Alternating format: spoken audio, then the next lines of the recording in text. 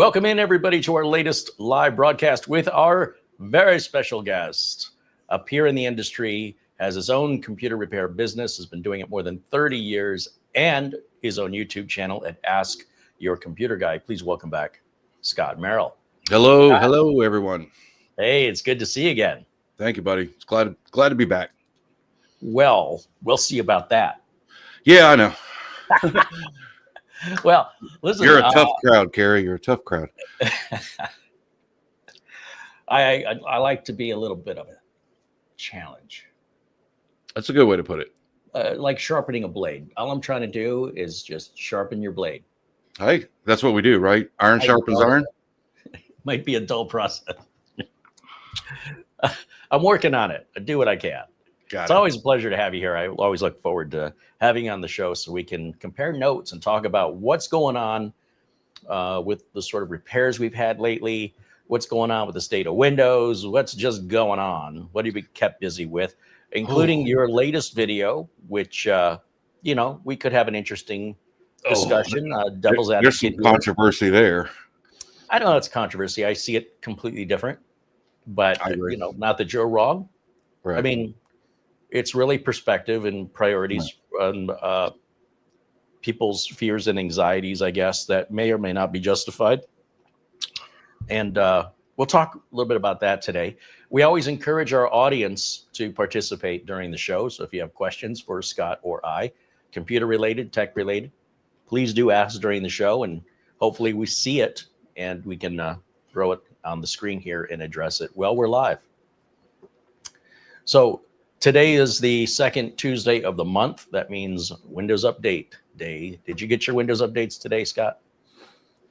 Honestly, I might have. I haven't seen them. If they have come in, I haven't restarted the computer, so I don't know. I haven't been on the computer much today. What?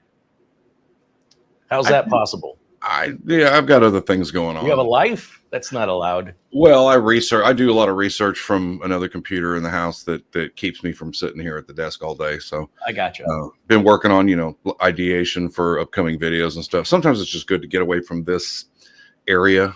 Cause then I might find myself wanting to make a video that I really didn't want to make. And then it ends up being crap. And I'd rather just actually put some effort into it and, do it right. We both do that. I mean, sometimes, well, the only time I'm back here behind the desk and in front of the camera is pretty much when I'm ready to go live or just wrapping up the live. Right. It's not a place I like to stay. Some people may not understand this if they don't do what we do. Right. But there's the workbench and there's the stage bench. And they're two very different things. I'm not going to sit here and answer emails and do all of the boring, tedious work that goes through setting up a video. Right. Last night was interesting because Mara and I went to this really cool restaurant that's right down the street. That's also a tabletop gaming. They call it a third space, which is like like there's home and work. That's like space 1 and space 2, or home and school. And then they would be like this third space where you could come in. You don't have to order any food. You can just decompress. Yeah. And they don't hassle you. They do like movie nights. They'll have like sci-fi or cult related movies like on Thursdays. And then attached to the restaurant, which is also a bar, right, is this giant that holds like 900 people, just a bunch of tabletops, some with cell phone chargers. And then there is free game rental where you can walk up to the it's like a bowling alley, if you will. You walk up to the counter to rent your shoes. Only here, you just ask for whatever game. It could be strategy games, board games, card games, whatever you want to play. So it's kind of the old school socializing tabletop, Dungeons and Dragons, even to the point they sell the figurines, they sell the paints. And I've seen more games than I could possibly fit in the frame of the camera. So I just said, you know what? I'm going to just grab my camera. Right. I'm going to shoot this. And then while I'm still motivated, after we ate there, food was very reasonably priced and good. Right. They have a whole gelato bar. I mean, this thing is amazing. How have I never heard of this? Got home, transferred the files off of the camera, but the audio on the camera is just terrible. So I said, I'll edit it.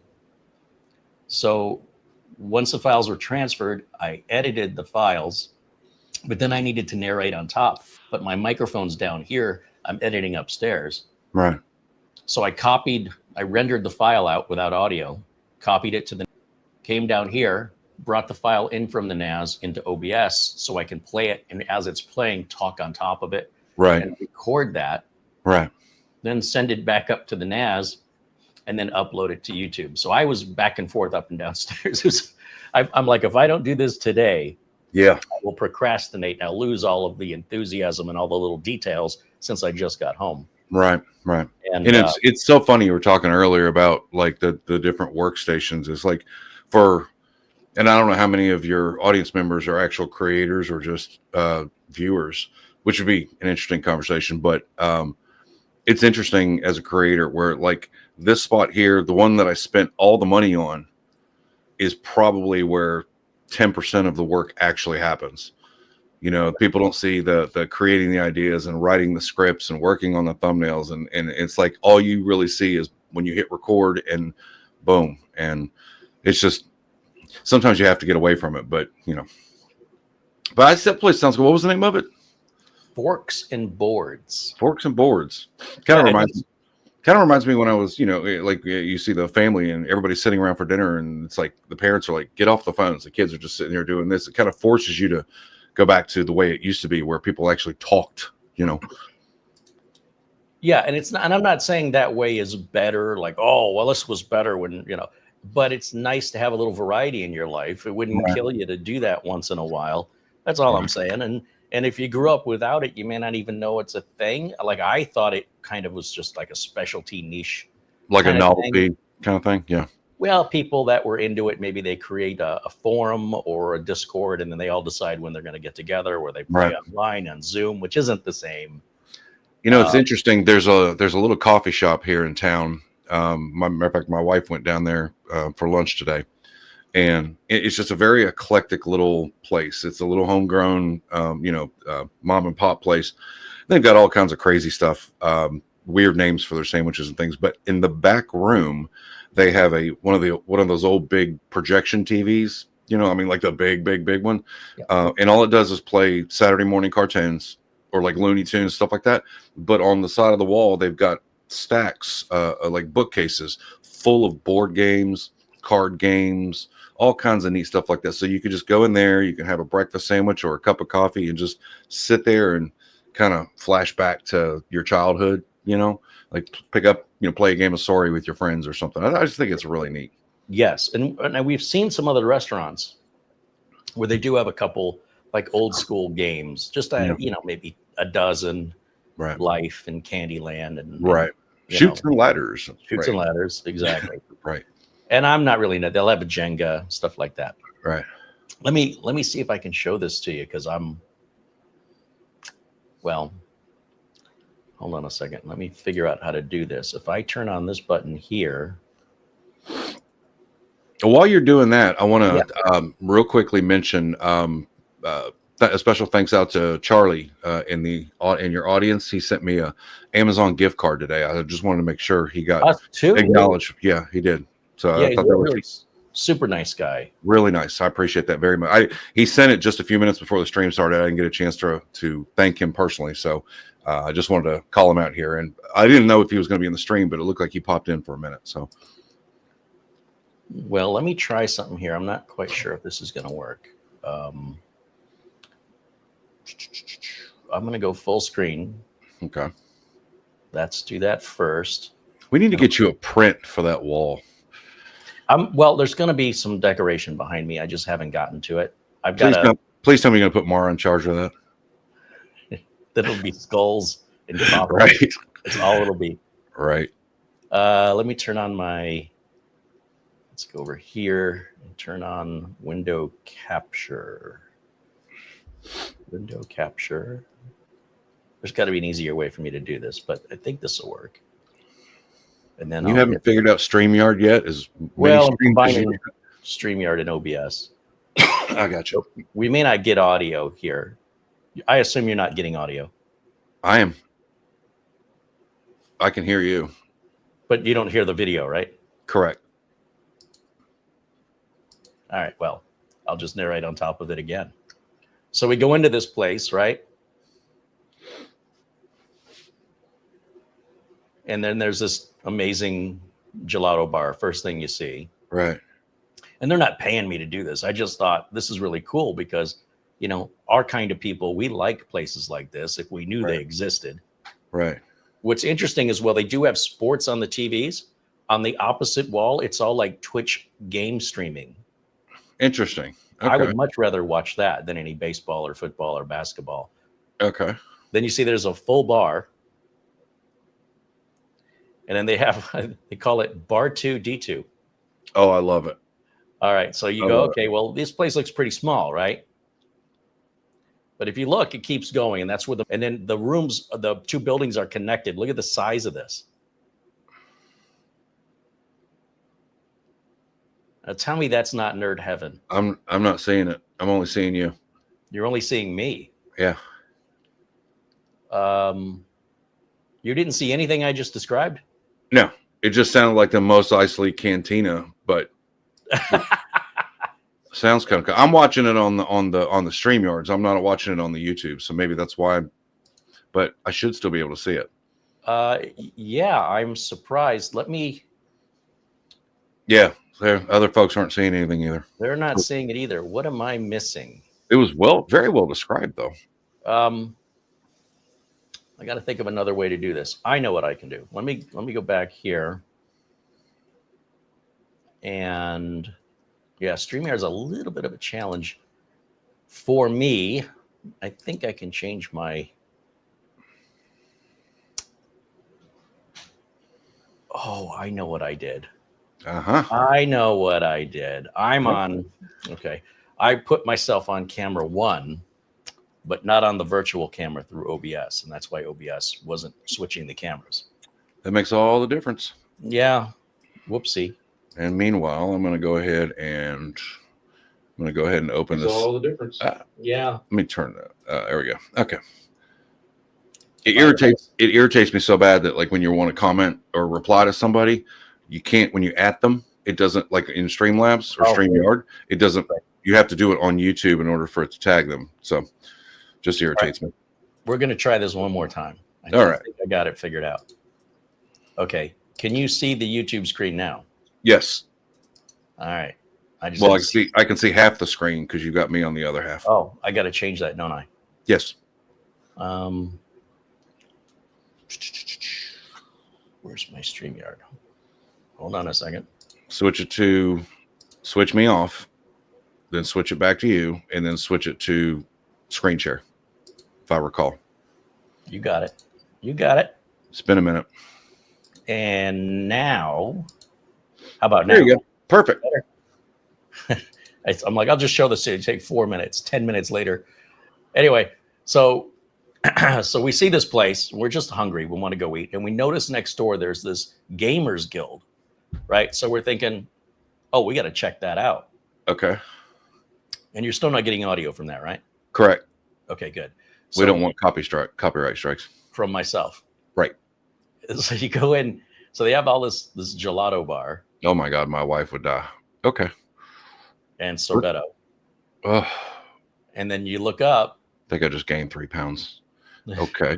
So you got your tea, coffee, right? And I'm just kind of taking this in, and then I look and I see, oh, wait a minute, this is a whole bar. Okay. They were okay with you filming in there? Well, do you see anybody?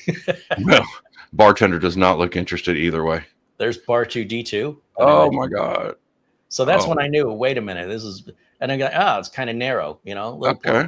But no, wait, it keeps going. And then that's where they play the movies. And then the two buildings are connected together. Oh, that's cool. Now look at all the tabletop gaming going on in here. That's cool. We got a restaurant like that here. I mean, not like that, but it's like an old classic style restaurant. And they're like they play like old classic movies up on the wall while you're enjoying fine dining. It's just really cool. Yeah. And they'll bring you food and drinks out to the gaming tables. The gaming tables are free. Dude, that is so cool. If you don't order anything, they're not going to kick you out. And you can go buy your latest favorite video game while you're eating. Well, these are like tabletop games primarily. And I mean more than you can. Magic and all that other stuff. Yeah, Magic the Gathering. I'm sure. Surprised they don't have like Dungeons and Dragons night there. They do. Oh, yeah, okay. they do. Well, And the little figurines and the paints and Warhammer 40,000 and wow, you imagine it. They probably. I mean, look at the scale of this. dude, that is insane. I wouldn't probably never leave. And I'm going down 2 aisles. They must have had 6 aisles, and I'm trying to go through it really quick. Wow, you could tell whoever started that place was a huge, huge gamer, and not just video games, like classic games. Yeah, tabletop. Yeah, it does. Jason it does look kind of like a Dave and Buster's a little bit, like a little more scaled, a little less techy, and a little more old school. But I like that. The food very reasonably priced, and the bar serves mead. Really? Yeah, and on top of that, well, there's what I ordered. I got popcorn, chicken, fries, and onion rings. Mara got a Greek salad without olives. I had to get the gelato. I had the cherry chocolate chip. So it's kind of like Dave and Buster's meets medieval times. I like that. Yeah, kind of. Yeah, that's cool. And so you can see sort of when we were just looking at the windows, we were like, oh, these are our people. Right? We are home. Just mad that you didn't think of it first, huh? Well, I couldn't afford the seed money just to the place, let alone inventory it. Oh yeah. They got 1 million tied up just in games. And then, of course, I just went through their website to show everybody if they want more of an explanation in a quick 4-minute video. This explains the chef's movie nights, what the third space means, a non-alcoholic menu. It's very child-friendly, family-friendly, and their address and et cetera. So anyway, I was super excited last night when we did that, and I'm like, that's it. I'm taking the camera out and that is such a cool idea, isn't it? Yeah, that is just neat. All right, let me get back over to StreamYard. I have to remember how I do this. I'm so confused right now. Hold on a second. Okay, I think that brings me back. Yeah, that brings me back, and then we'll put you back. All right, there we go. So anyway, I'm just like, how long has that been there? How many years is it? And we just found it. Like, other people need to know about this. It's really cool when you come across something like that, and it's like literally you're like, I have lived here how long and not known this, Exactly. That's like so I cool. went to this other place, Emerald Computers, and this guy recycles computers. He's been in business 26 years. He's right down the street. I never heard of him. And when you see what he recycles, he's recycling over 1,000 computers a month. Wow. So he's got a warehouse. It looks like Raiders of the Lost Ark in there of just stockpiles of Apple computers, monitors, televisions, old vintage stuff. And on top of that, tons of Dells and off-lease business computers and laser printers, servers and server racks and anything that plugs in. I was like floor to ceiling. I'm like trying to get it all into the camera, and that's when I'm having a little difficult time editing because there's so much to cover. That's crazy. Kind of makes you wonder what other kind of like hidden gems are out there in Phoenix that you just are like, I've probably driven by it 1,000 times and never even noticed it. Exactly. Well, and he's kind of tucked away in an industrial park, so you really have to go there with intention. So the point is, what if we get the word out? Like, how come more people don't know about this? Same with that Forks and Boards. You saw how empty that place was. Let's get the word out. Right? Well, now that you posted it on your channel, the folks in Phoenix are going to flood in there. Oh, yes. Frank, Tequila Tuesday. I forgot. So I have about 39 minutes left before my chauffeur brings my special juice in here. Well, we decided to upgrade because I just hit 250,000 subscribers. Hey, right on. This week, which is funny because my wife, I tell her all the time, you know how it is. After a while, you don't think in the millions. You go, okay, hey, there's another 5, there's another 6, whatever. So when we hit 250, that was like literally the first time in 3 years we almost had a fight because I kept saying it was 250,000 subscribers. She goes, no, it's 250,000 subscribers. And I'm like, yeah, okay, what's the difference? She goes, say them both and tell me which one sounds bigger. And I was like, all right, fine. So anyway, long story short, I treated myself to some good tequila to celebrate. So Nice. I'm looking forward to the next 38 minutes. So that'll be good. Well, a good reason to celebrate. Well done. Right. Deserved. Thank you. I appreciate that. Sometimes it's weird. I mean, you just hit 400. So it's like when you get to a point, you're like real people, like people. I put it in like Rose Bowl terms, because like I think Rose Bowl holds like 80,000 people. Yeah. And I'm like, oh my God. Imagine filling that 3 times. 3 times. 3 full rows. Yeah. So it's like sometimes it literally is. I mean, we both know the subscribers is great, but it's a vanity metric. It doesn't really make a difference. But it does if you want to sell sponsorship. As far as brand deals, it does make a huge difference. Yeah. But as far as YouTube paying you or people watching your content has nothing at all to do with it. Well, you know what? Okay, so let's talk about that for a second because I know you don't. I don't know if do you run ads on your channel or no? I have YouTube running ads on my channel. So you get the AdSense. Well, I was thinking about that because I tell everybody that YouTube is the subscriber count is just a vanity metric. It doesn't really matter. But I got to thinking about it and I was like, actually, you know what? That's not entirely true because when your video pops out, when you release it, YouTube is going to push that to a majority of your current subscribers. And then, of course, based on their watch time, YouTube is going to say, hey, this is a really popular video. Now they're going to share it to more people. So theoretically, when they push it out, you have more people to push it out to, which means YouTube has more metrics and more potential.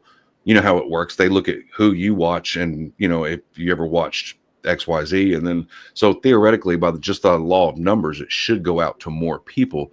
And I think that's why I hear people say that once you get to a certain level, your subscriber count goes up like drastically. It takes forever to get there, but then it just goes kind of skyrocket. I think that has something to do it. Money too. Once you make that first million, the second million comes easy. Right. But I will say this: like, what if we pull your channel up here? Oh God. Okay. Let's take a look at Scott's. Are we ready to talk about the controversial? Well, we'll lead into that. Okay. Whenever, or you don't have to. It's just something to talk about. Well, that's okay. About the first day, I quit answering comments because I'm like, I just. You had to know when you were making it, there was going to be some pushback on that. Yeah. And my wife and I went round and round about that because I made that one video that YouTube pulled because I mentioned torrents. Yeah. And then you and I had talked about it and I think you were of the mindset that it was because I actually showed the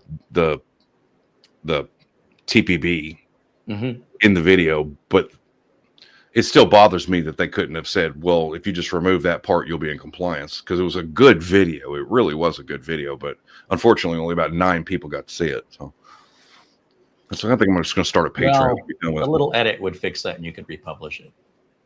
Well, but that's the problem is I don't know if that was the actual problem because YouTube, those little stupid AI bots, they never told me, even though I just said, tell me what part, I trust you, but it would be nice to hear it from them. I understand, but they're getting 600 hours of video uploaded every 1 minute. I don't know how you think you're going to get their attention. It's all automated. I know. Well, it used to be where you could go to Team YouTube on Twitter or X and get a live person, but now that's all bots. So, anyway, let's take a look at your channel here because I want to point something out, and it's something I saw that. By the way, I need to send Mara some more face pictures so she doesn't use that same face picture in every thumbnail. Oh, she'll love you if you said that. And in that little intro, did we like finger bump or something? It was kind of weird. I don't know what was that, like ET finger bumping. I caught that. I was like, I think that she's using AI tools for that. So well, can you tell the AI to take about 12 to 15 pounds off my face, please? Well, me too. Because I look like Peter Griffin. You Okay. look great. Yeah, you look great. Man, I think I look better as a cartoon. my mom always said I had a face for radio. So That's what my mom said. That same thing. All right, let's get over here to your channel. there we go. All right, ask your computer guy. So I have the same problem on my channel, right? So you get hung up on these numbers. This isn't to deflate or to put down your achievement is amazing and you should be proud of it. 251,000 subscribers. So you'd think if the subscription notice went out to half of that at 125,000, Right. you'd get 100+ views the minute your video goes out the first 24 hours. So the problem is these subscribers are not active, most of them. Because if you look at your view numbers, and these aren't bad, these are really good view numbers, 40,000 in 6 days, 108,000 in 2 weeks. That's amazing. 19,000, 45,000. Like your average views are 2 to 3 times higher than my average views. And I've got twice as many subscribers as you do. So explain that. I think at the end of the day, it's the content. It doesn't matter really so much about the thumbnail. It doesn't matter so much about the title. It doesn't matter how many subscribers you've got. When you do something that hits right, even if you've never made a video before or you've been making videos for 20 years, it just goes to the top. Yeah. Then you can analyze that and say, well, what did I do differently in this video? Right.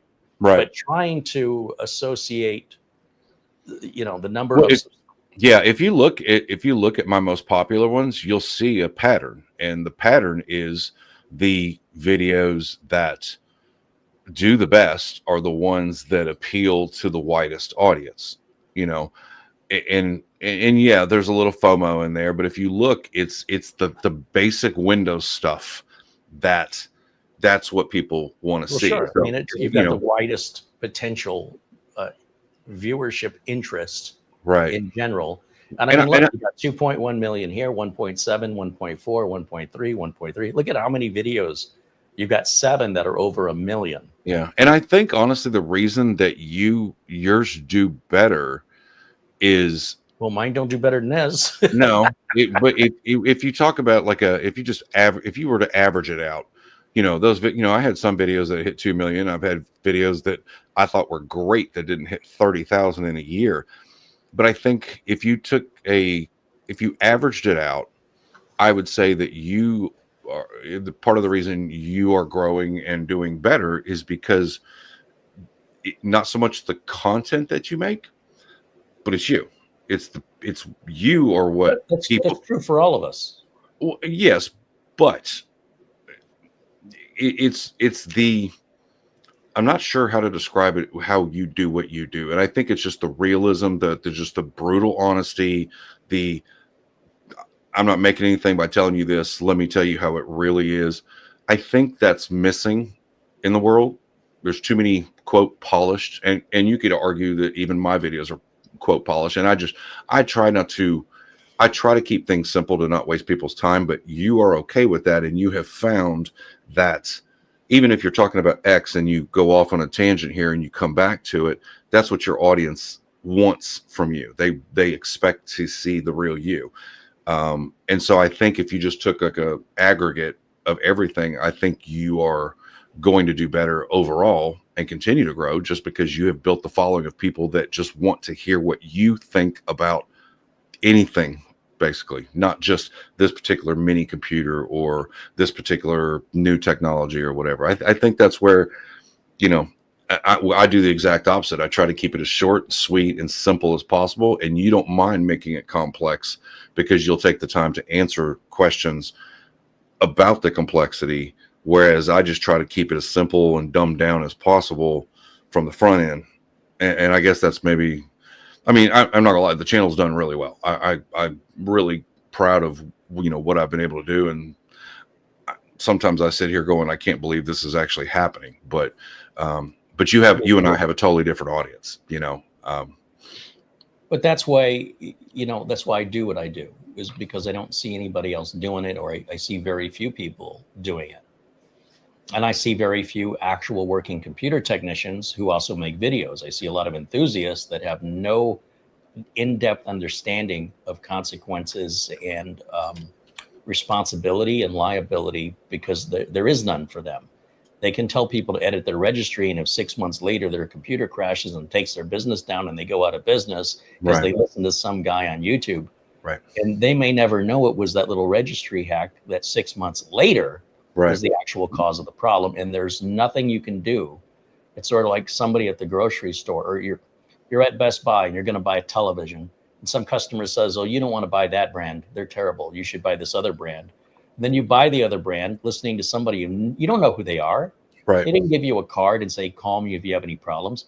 They just influenced you. You bought it. You went home, had a miserable experience. You regret ever buying it, and there's no consequences for that person. Right. And if you would have just bought the TV that, somebody you knew, or, whatever you were intending to buy for whatever reason, at least it'd be your fault, your bad decision, instead of listening to somebody else's bad decision. Right. Right. And you and I, working in the field, when we make bad decisions, it affects our ability to pay our bills, which may mean we lose a house. We might be living out in the street or flipping burgers at fast food, if that's what we got to do. So it's a tough thing to start that business. Yeah. And I hold on to it as tightly as I can.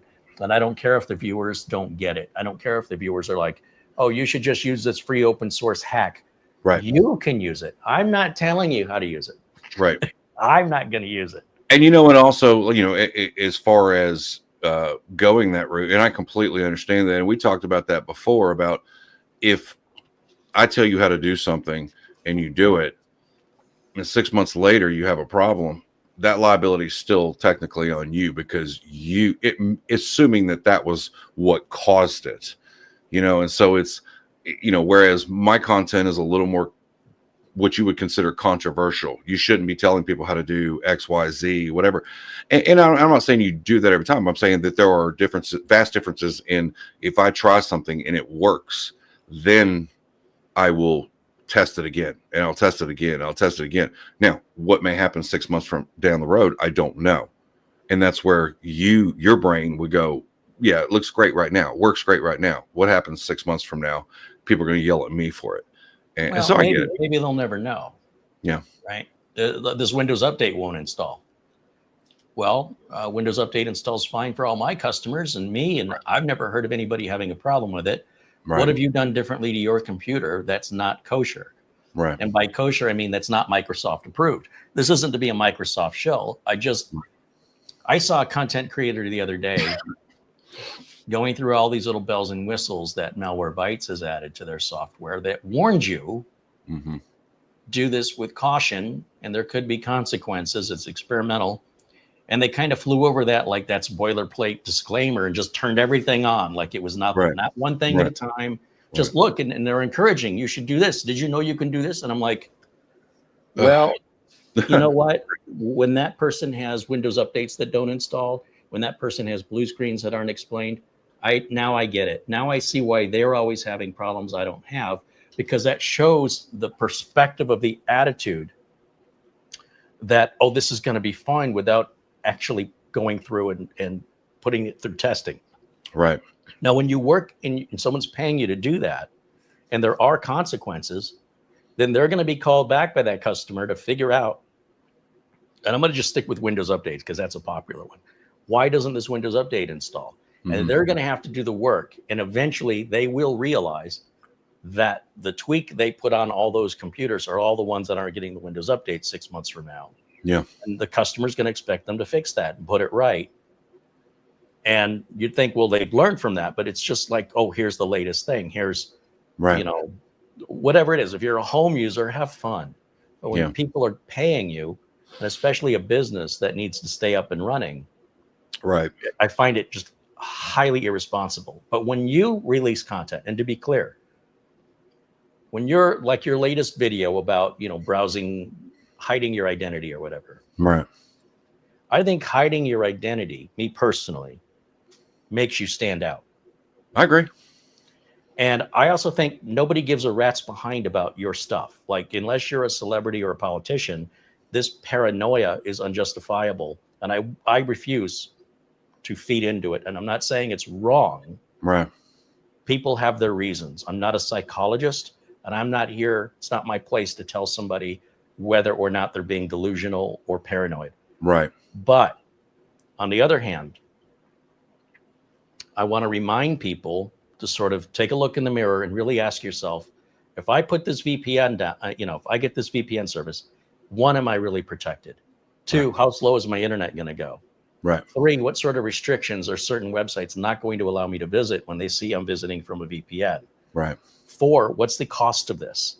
Right. Five, is what I'm doing really that important? Right. Six, what about all the other things that are watching you, like website cookies? Whether you're using a VPN or not, Sure. you're still getting tracked. Your Right. ISP, maybe when you're doing the VPN, it can know which VPN you're connecting to. Right. There's all these other ways that you are being tracked. Your cell phone knows exactly where you are everywhere you go. Every app these companies want you to put on your cell phone. Right. Like I was at the grocery store and my little loyalty card was breaking, and I said, can I get a new one? And they said, oh no, we don't do those anymore. You have to download the app. And I go to the gas station. I go, how do I get the discount on the gas? You got to put on the app. Mm-hmm. I go to the restaurant. I go, how do I get the free birthday pizza? Well, you got to download the app, and then you have a code and you show it to us, Right. and you'll get a free birthday pizza. Right. I go, well, how do I get the sale price? You got it. Everybody wants on my phone. Oh, and yeah. then you find out, Gas Buddy is owned by Allstate Insurance Company, and Right. and they're using that data supposedly to Right. track the way you drive, hard stops, accelerations, how Right. often you're in the car. They don't know you're driving, but they see everywhere your phone is going. In Right. exchange, you get 10 cents off a gallon of gas. Right. Our grocery store does the same thing. They have the weekly digital deals that you literally have to scan with your phone, and then it opens your app. And I'm like, I mean, not that, well, like I said, I'm kind of that same mindset. If you're not doing anything wrong, and you take, you've done as much deep-loading and limit the telemetry as much as possible, that's the Tor thing, the Tails thing is not something I would use. But on the flip side of that, that was one of the reasons why I specifically mentioned that, because when Edward Snowden did what he did, or if you're, a whistleblower, you're a journalist or whatever, or a domestic abuse survivor, even if you normally use your phone for everything else, there may be some things that you need to do. Maybe the boyfriend is tracking your email or whatever. There's ways to use it for what it was designed for. And I just, like everything else, I don't tell you to use it. A lot of times I say, in the matter of fact, in that video, I say, this is not for somebody who is concerned about privacy. This is for people who need ultra privacy or need to at least guarantee that what they're doing can't be monitored. It's a guarantee. Well, nothing's guaranteed. Nothing's guaranteed. These VPNs, they've been, if you look up like the news of how much information these VPNs have leaked out or have been quietly forced by the government to disclose without. Yeah. So if they tell people, they'll go to jail. And I saw a tech guy the other day that was talking about, he was like a network Chuck level kind of guy. I mean, really, really sharp. Can't remember. But he's like a cybersecurity guy. And he was talking about, he's like, if I were doing that job, I worked for the 3-letter agency, I might not think too much about Tor traffic, but if I see Tor over VPN, that's instantly going to raise a red flag. Somebody is really going out of the way. So I'm going to worry about these other Tor clients. I'm going to focus on the guy that's using Tor over VPN. And basically you just said, hey, I'm a bad guy. Now come figure me out. And if they control the entry nodes and the exit nodes, they've got you already. So that, in that regard, it's not, and the governments are getting, they're not stupid. They're going to say, okay, let's put all these nodes out there, and eventually we will have an entry node and an exit node. And if we, there's flaws in everything, 100%. But I try to keep it in the mindset of somebody who isn't going to use it on a permanent basis. Maybe they're just trying to escape a bad situation. I'm not going to stop an Apple AirTag from being stuck under the wheel well of your car. There's always something, and the bad guys are always going to figure it out. Or just good old fashioned surveillance or public camera access. I mean, anyway, the point is, I'm not opposed. I have no issue with the information being out there. People are adults. Yeah. Right. As an adult, if you watch whatever you watch, that's your choice. And if you choose to mimic what you see on the screen, or you want to experiment with it, it's a great way to learn. Kudos to you for making that video. The reason I wouldn't make the video is I want to cover real problems and not imaginary ones. Right. Just because someone thinks they're being followed, just because somebody thinks the government's watching them, just because somebody thinks something is happening. I'm getting so sick and tired, personally, of hearing from people wanting to know how to fix problems they might have. What? Oh, so you want to talk about Linux today? Then I got you. Somebody was asking about the Synology script that I used to get the drives compatible, and they said this isn't working on my Synology from 6 years ago. Right. I go, this doesn't apply to your. I said that's your hard drive's bad. That's why it has nothing. You just have a bad drive. Right. And he goes, well, how can I? What did he say? Something about, will this prevent something? I go, what is the actual problem you need help with? Right. I ignored his question altogether. Right. And I just said, let's cut to the chase. What is the issue you're dealing with? Let me help you with that. Right. And I got no response because there isn't one. They're saying, well, what if I have the issue? What's going to happen if? Well, why don't you do it? And then if you have the problem, I'm here. Right. I imagine you don't get many calls from customers who say, Scott, I need you to come out because we might have a problem. No. And then with no further information, you have no idea what tools to bring. You just get in the car and show up. Yeah. Oh, I know. I do have people like that, but it's only because they don't know. They can't verbalize what the problem is. And so I'm like, okay, let's start from the beginning. Talk to me like I'm 3. What's happening? Because like you said, do I grab my laptop bag with all my networking tools, or, you got to give me something. You can't just say we have a problem, but nobody calls me because there might be a problem down the road. But you're billing them when you go out there, right? Oh, of course. All right. So people that aren't paying, who can just make up imaginary problems because I'm just wondering what if. Don't see that as wasting my time and being disrespectful. Like in their mind, well, you asked for questions. Okay, but that's not what I meant. Right. What I meant was, if you're looking for solutions to actual problems that exist, that's what I meant. And I'll help you for free while we do these videos. Because the reason that's so beneficial, and the reason why I'm so willing to do it, is you're probably not the only one with that problem. And other viewers watching now or in the future may benefit from that answer. Right. But if you're having a psychological breakdown or an issue with accepting the reality, you live in a bubble, which a lot of people do, and you're completely oblivious and obtuse to the world around you, and you have nobody else's thoughts in your head but your own, and you're so bored, all you can do is think about all the things that could go wrong, and now you want to extend your boredom onto me. If I charged you for that, you wouldn't do it. But because it's free and you got nothing else to do, well, what would happen if we put 10 cats in a box and only punched 5 holes in it? Like, there's got to be, if there's a fireman, the fireman's first priority should be to put out fires. And if somebody's got a question of, could this cause a fire? Right. Look, if we got time, we can entertain that. But it's sort of like asking a car salesman to teach you how to drive a car. If I were to buy a stick, would you teach me how to drive it? Well, that depends. You're going to buy the car? I don't know. It depends on whether we're talking about a Toyota Corolla or a brand new Ferrari. I might be willing to teach you how to drive that Ferrari. I don't care if you're what you do once you get off the lot. But no, I 100% understand. And so, again, I don't want to waste my time or anybody else's either. There's not, that happens a lot where I'm like, there's nothing wrong. My client happens online. It doesn't really happen in real life. That's what I'm trying to say. Oh yeah. No, for sure. It's an online behavior that I've noticed that did not exist. Maybe somebody in a forum, like in the news groups, right? Back in the day, would ponder something, and then other people would jump in on it because it's a fun idea. Or, Reddit has shower thoughts, which are hilarious, by the way. Hey, I get some of my best ideas from Reddit because I read through the comments and I'm like, these people are idiots. I've got to fix this. And then I take it upon, I'm Captain Save Everybody. And then somebody will come in and tell you what a moron you are. Right. And then as soon as I make that video, they're like, this is outdated information. I'm like, why are you even watching my channel? Right. Well, sometimes they hate watch. They just loved it. They wake up miserable. They're alone. They're male, alone. They have no friends.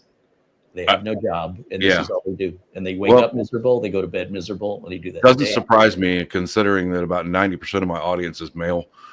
And it's like, yeah, I get it. And some people are just having a bad day.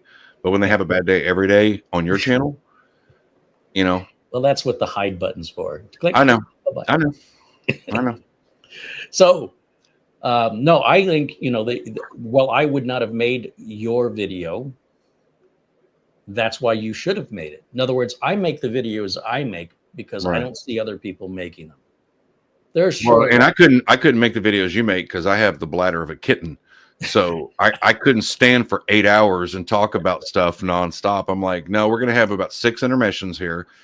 But I mean, that you do the thing that you do, the way that you do it. And this is what I was getting at earlier is you have built super fans, which is what every creator really wants. There's not a whole lot of people that will watch every CareyHolzman video that just he's okay. No, the people that watch you, it's the same reason all these people. You know where they're from. You've connected with them. You've built an audience of super fans. And just like with anything else, doesn't matter what you talk about, there's a billion people out there that if you're entertaining enough or honest enough or, authentic enough, will follow you. So kudos to you. My thought is more like a band. Yeah.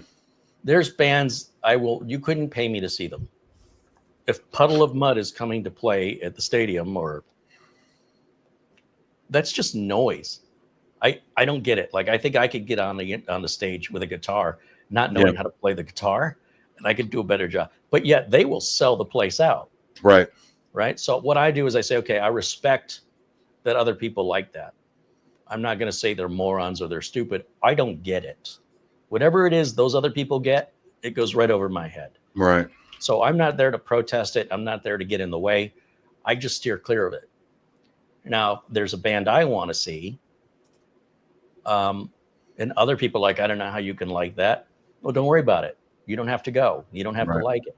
Right. And much the same way, I think personalities and YouTube channels, people might, viewers might find a particular personality interesting for better or for worse. Look at the popularity of Alex Jones on YouTube back in the day.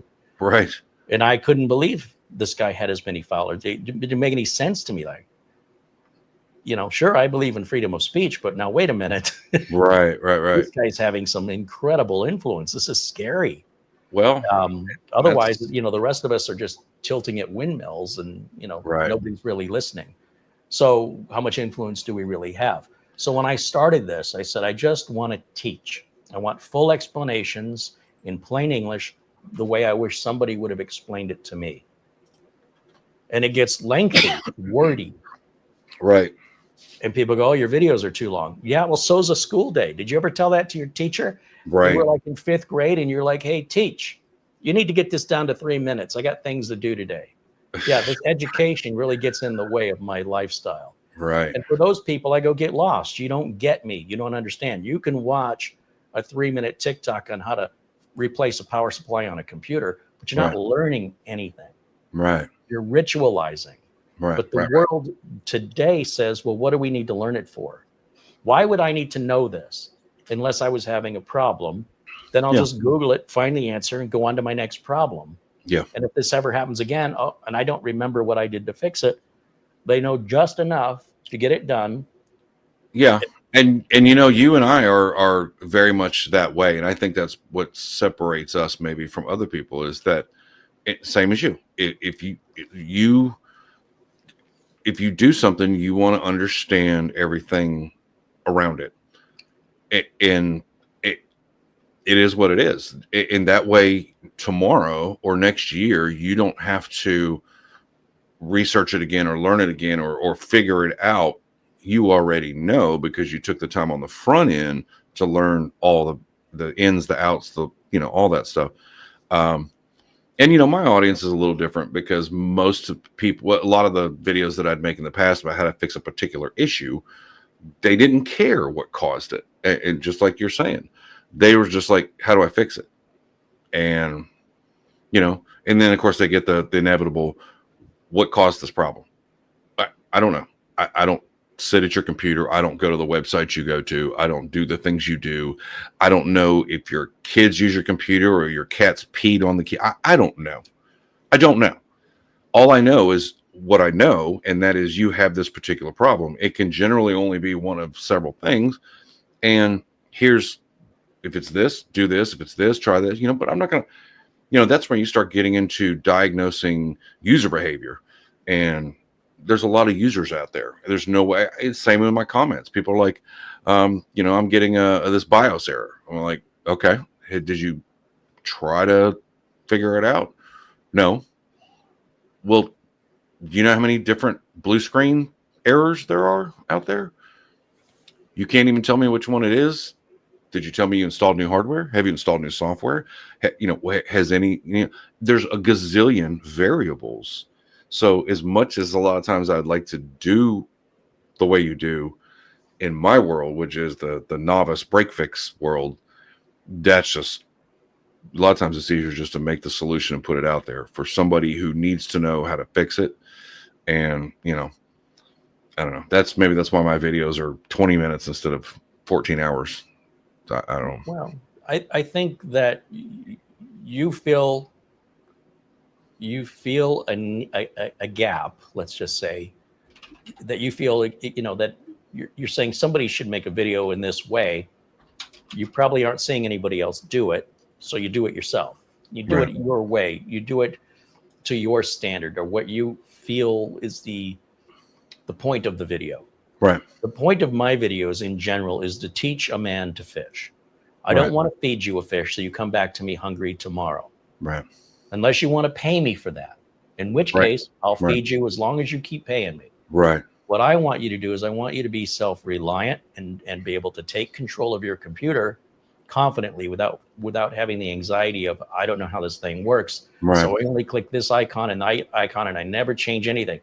I'm trying to find the middle, because if you go absolute to one side, if the needle swings all the way to one side, or pendulum swings all the way to one side, now you've got somebody who just puts every registry at it, downloads all the software and clicks every link. Have fun. Those are my favorite customers. You make a lot of money from them, but not on the internet. Now, then the pendulum swings the other way too far, and you've got people that they're afraid of it. I just click this and I just click that. I don't do anything else. Yeah. All I'm trying to say is there is a middle, and the middle is kind of it's not precise. It's not like a bullseye. It's this wide area where the pendulum kind of swings around, right? And different, closer to the middle, further from the middle. Somewhere in that middle is where I'm trying to get the viewers, wherever they're most comfortable. And you know, I kind of try to do that. I used to literally, it was, what's the problem? Here's the fix. Boom, boom, boom. Right. And like you, I consider myself a teacher, for lack of a better word. I want you to understand what, if you notice, I don't know if you caught that on my new channel art that I put up the other day. It's no longer because computers don't play nice. It's first the what, then the why, and then the how. I'm going to tell you what it is. I'm going to tell you why it's an issue. And then if you are interested, I will show you the how. Because I get, you know, my audience is novice users. And yeah, there's some people that, like, how many times does it happen where people comment on a video and they go, 1612, you're welcome. In other words, this is where the conversation or the what you need to know really started. And for me, it's 0 seconds, you know, one second into the video, because that's where I start to tell you, this is what the video is about. But before I show you how to do it, I need to give you some perspective, very much like what you're talking about. You go into it a lot more in depth than I do, but my users are on the much more novice end than your people are. So I kind of have to kind of play both sides of the fence. I have to explain a little bit, but not so much that it melts your brain, you know? Exactly. Because then no. you know, you're going to tell somebody, I'm going to show you how easy this is, and it's 2 hours long. They're not even Right. going to watch it. If it's 2 hours long, it's not easy. Well, you know, and it's funny, you did a video not too long about the what was it, the Zeek external drive enclosure. And I was like, I didn't watch it because ironically they sent me one too. And I haven't done a video review on it yet. But sure curious. I was really curious when they sent me specs on it. I was like, okay, I'm interested. But I watched it. I looked at your video and I was like, 2 hours and 37 minutes to talk about a drive enclosure. But it didn't come from how much money is that drive enclosure? Oh, I think it's maybe $40-$50. I think I don't know. You better check that again. And then how much is the drive you're going to put into it? Well, that's the irony is I've got to get another couple drives because I wanted to test. So how much would you minimally invest into that purchase? Let's just say $200. $200 probably. Sure. You won't spend 2 hours before you spend $200. Oh no! Don't get me wrong. I'm not saying the video wasn't justified in being that long. I think if anything, it was justified in being that long. I'm just telling you, I'm not that guy who could talk for 2.5 hours about a drive enclosure. I mean, if it sang, if it danced, if it, you know, if it had lightsaber effects, maybe, you know, I envy what you do. I envy your bladder, all that stuff. That's just not my thing. I can't. My bladder says, save me. Oh my God. Nobody would want to listen to me for 2 hours for one. But matter of fact, we talked one time about that video that I made about the everything you need to know about Windows 11. It's like 42 minutes long. And that's like an 8-hour stream for me. 42-minute video. And that was after editing. And I was like, nobody's going to watch it. And sure enough, people watch the majority of it. So I don't know. Maybe I need to start making longer videos. I don't know. Well, if you think about the way YouTube works, they want eyeballs on the screen as long as possible. Sure. But they'll also tell you YouTube shorts right. are really popular. Right. So you can either make, what do you need? 10 million views on a single YouTube short. In 90 days. Yeah. In 90 days, 10 million views. Which is, neither of us are ever going to be that viral. Nobody cares what we have to talk about that much, you know. Do you know what that payment would be for 10 million views on one single reel? I'm guessing maybe $150 max. Yeah, I don't even think it's that. I think it's like $15, but I'm not sure. But it's not a lot. We know that. The amount of effort it takes to make one of those it's a lot of work. People should try it sometime. Right. And then you're going to get 3 minutes tops of the viewer's eyeballs. Right. So you make a 2-hour video, you are going to average whatever it is. Your average will be longer than a YouTube short. Your average watch time. Right. I used to have an argument with the people at Newegg about this. They'd say, "Oh, our average watch time is 8 minutes, so we should make videos that are 8 minutes long." Right. I'm like, that's how traditional television works. That's not how YouTube works. Right. If you make videos that are 8 minutes long, your average watch time will be 4 minutes. Then you'll say, we need to make videos that are 4 minutes long. Then your average watch time will be 2 minutes. Right. Eventually, you just shut the whole thing down.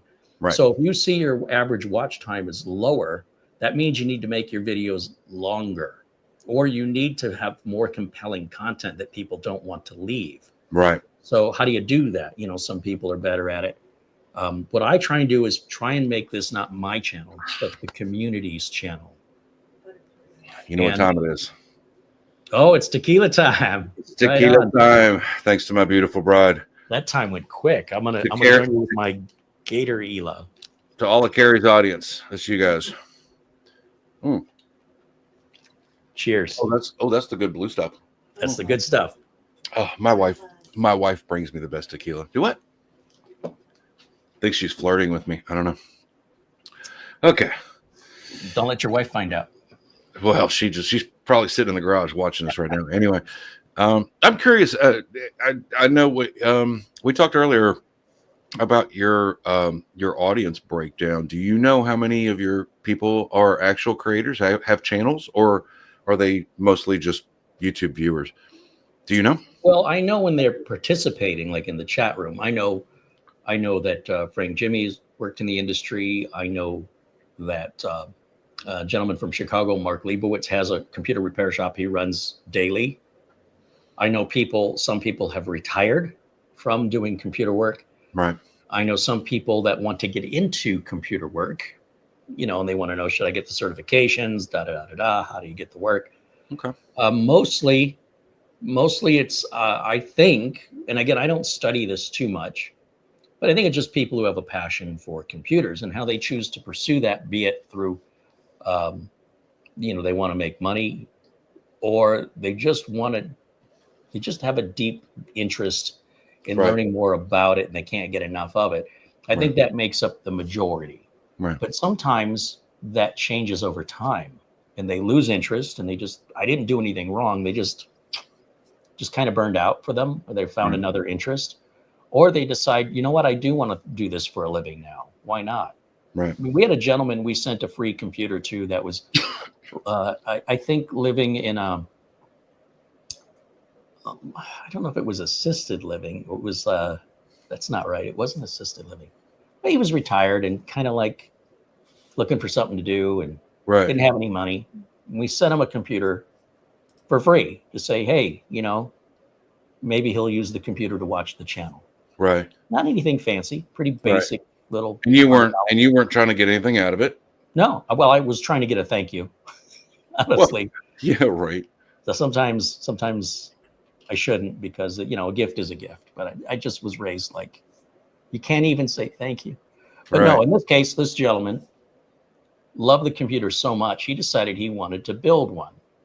So he decided to go apply for a job at Walmart, got the job, started saving up the money, bought the parts, and built himself a really nice modern PC. And, was taking pictures of it and showing us. And then he's like, oh, I'm building my next one. So now this guy's back to contributing to society with a job. He's found another purpose in life rather than sitting around. And he has found it's been reignited or resparked his interest and gotten him moving. That is the most I could ever ask for, is to have that sort of a positive impact on an individual. And I wish I could say that for every single viewer. Yeah. And the fact that every single viewer doesn't respond that way frustrates me. Now, some are already busy and some are working. Yeah. But some, they're not, for one reason or another. Right. And I'm always trying to be the, you ever go to a gym and you've got the coach and he's like, give me 10 more push-ups. You're like, I can't. You've got it in you, soldier. Well, I guess you would know because you are a soldier. That tough drill. We didn't have much of a choice. It was 10 or we ended up latrine queen for a week. So, well, this is my approach. It's like a tough love. I know you can do it. Do it. You're a jerk. No, I'm believing you. Right. Don't you get it? All the good mentors, if your mentor, you don't consider him a jerk or an a-hole at some point, he wasn't doing his job because he's trying to push you to be better. That's what I do. Right. Some viewers don't get it. And it's like, you know what? It's not for you. But my intention isn't to put anybody down. I don't say you're too stupid to do this. Why bother? I don't do that. Yeah. I'm like, come on, try. Somebody says, what happens if I do this? Try to do it and see what happens. Don't ask me. Right. And then if you have a problem, if you're not successful, then tell me what the issue is. But what I believe is if you actually tried it first, you wouldn't need to ask me what happens if it doesn't work, because you'll realize it works just fine 9 times out of 10. Yeah. I just want you to try first. It's so funny you say that, because I get people that email me all day. And I love that. I'm happy to help them when I can, but just like you, we have to focus on income producing activities first. That's, if I'm doing something that's making money, that takes priority. But I always try to address all my emails and I keep them all in a folder. And I will get an email from somebody who is like, I got a IRQ not less than equal error. What do I do? Did you literally just for giggles, I'll go to Google and I will send a screenshot with the what does IRQL not less than equal mean and send it back to him. And I'm like, you could have literally just Googled it. And even the Google AI, not being perfect, but even the Google AI would have told you exactly what to do, step by step. But instead of putting in any effort, it was just easier to say, hey, help me for free, by the way, you know. Well, sometimes they think you're doing there. I get the attitude sometimes that, well, you asked for questions. Yeah, but Okay, but I was asking for real, legitimate, like not something you could do yourself or you haven't even tried. tickle Some my brain. misunderstanding. You're not doing me a favor asking me a question. I don't mind answering those questions at all if it makes me go, oh, that's an interesting problem. Let me dig into that, you know. That's true. Fair enough. There's always, there's exceptions, but there's a constant kind of, well, there has been flow of what I would consider unnecessary musings without any regard for my time. So I'm like, you realize how big the channel is. You realize how many emails we get every day. Did you think about that? I've had people reach out to me and say, how are you today? I'm good. Thank you for asking. And then they want to keep, the weather here has been great. Well, that's nice. Now there are certain viewers I'm very close with. Right. They're friends. And then there are others that reach out once every 2 years. Right. How are you doing? I'm good. Thank you. And I don't want to continue the discussion because I'm moving on to the next email. Right. And then at some point I have to stop them and say, look, I don't mind talking to you, but I said, there's some other things I'm really bogged down with some work. I'm editing a video or I'm answering other emails. And if there's anything I can help you with, if there's any issue, reach out. I'm here. But otherwise, I really don't have time to just kind of no chit chat. And honestly, I wouldn't even. I mean, I'm the same way. It's like, on the one hand, you want to be there for everybody. You would love to be able to have that communication, that conversation with everybody. You'd love to be adding people to your address book by just, friendly name. So when you see that email from them, especially if they've supported you in the past or if they've never done it, but there's only 24 hours in a day, and we both run YouTube channels with all that entails. And I think sometimes people, until you get to like Linus level or MKBH, he doesn't even answer emails. I'm sure he's got a team of people that handles all that stuff, But they don't answer them. That's like a policy. You won't get a response. Well, yeah, I mean, but I never wanted to be that guy. I always wanted to be the guy who never got so big that he couldn't answer a viewer's question. You know what I mean? But it's getting harder and harder. I started that way, but then it became more than I could handle, especially when the questions were silly and nonsense. Or like stuff that Google could answer. Yeah, I mean. Well, okay, so back in the day, we tell people, Google is your friend. Remember that expression? And there was a website where you could type in the question. I think it was called Google is your friend, and then copy the link to the person asking the question. So it opens Google when they click the link, and then it shows their question being typed in the search and hits enter. And then it says, was that so hard? That's a bit passive aggressive. But today we have Copilot, we have Gemini, we have Perplexity, we have Grok, we have yada, yada, yada, yada, yada. Right. Chat GPT. Do you use any of these yourself? I do, but not. I do for myself. Like if I am looking for, I have an idea for a video, but I'm struggling to find a hook. I might just have Chat GPT write an intriguing hook for a topic about this, and that. I'm looking for inspiration. I'm not looking for copy and paste. I just need something. Now, as far as using it to give someone instruction, I might occasionally do that, but I'm going to go through the instructions to make sure that, because it's AI, it's not always correct.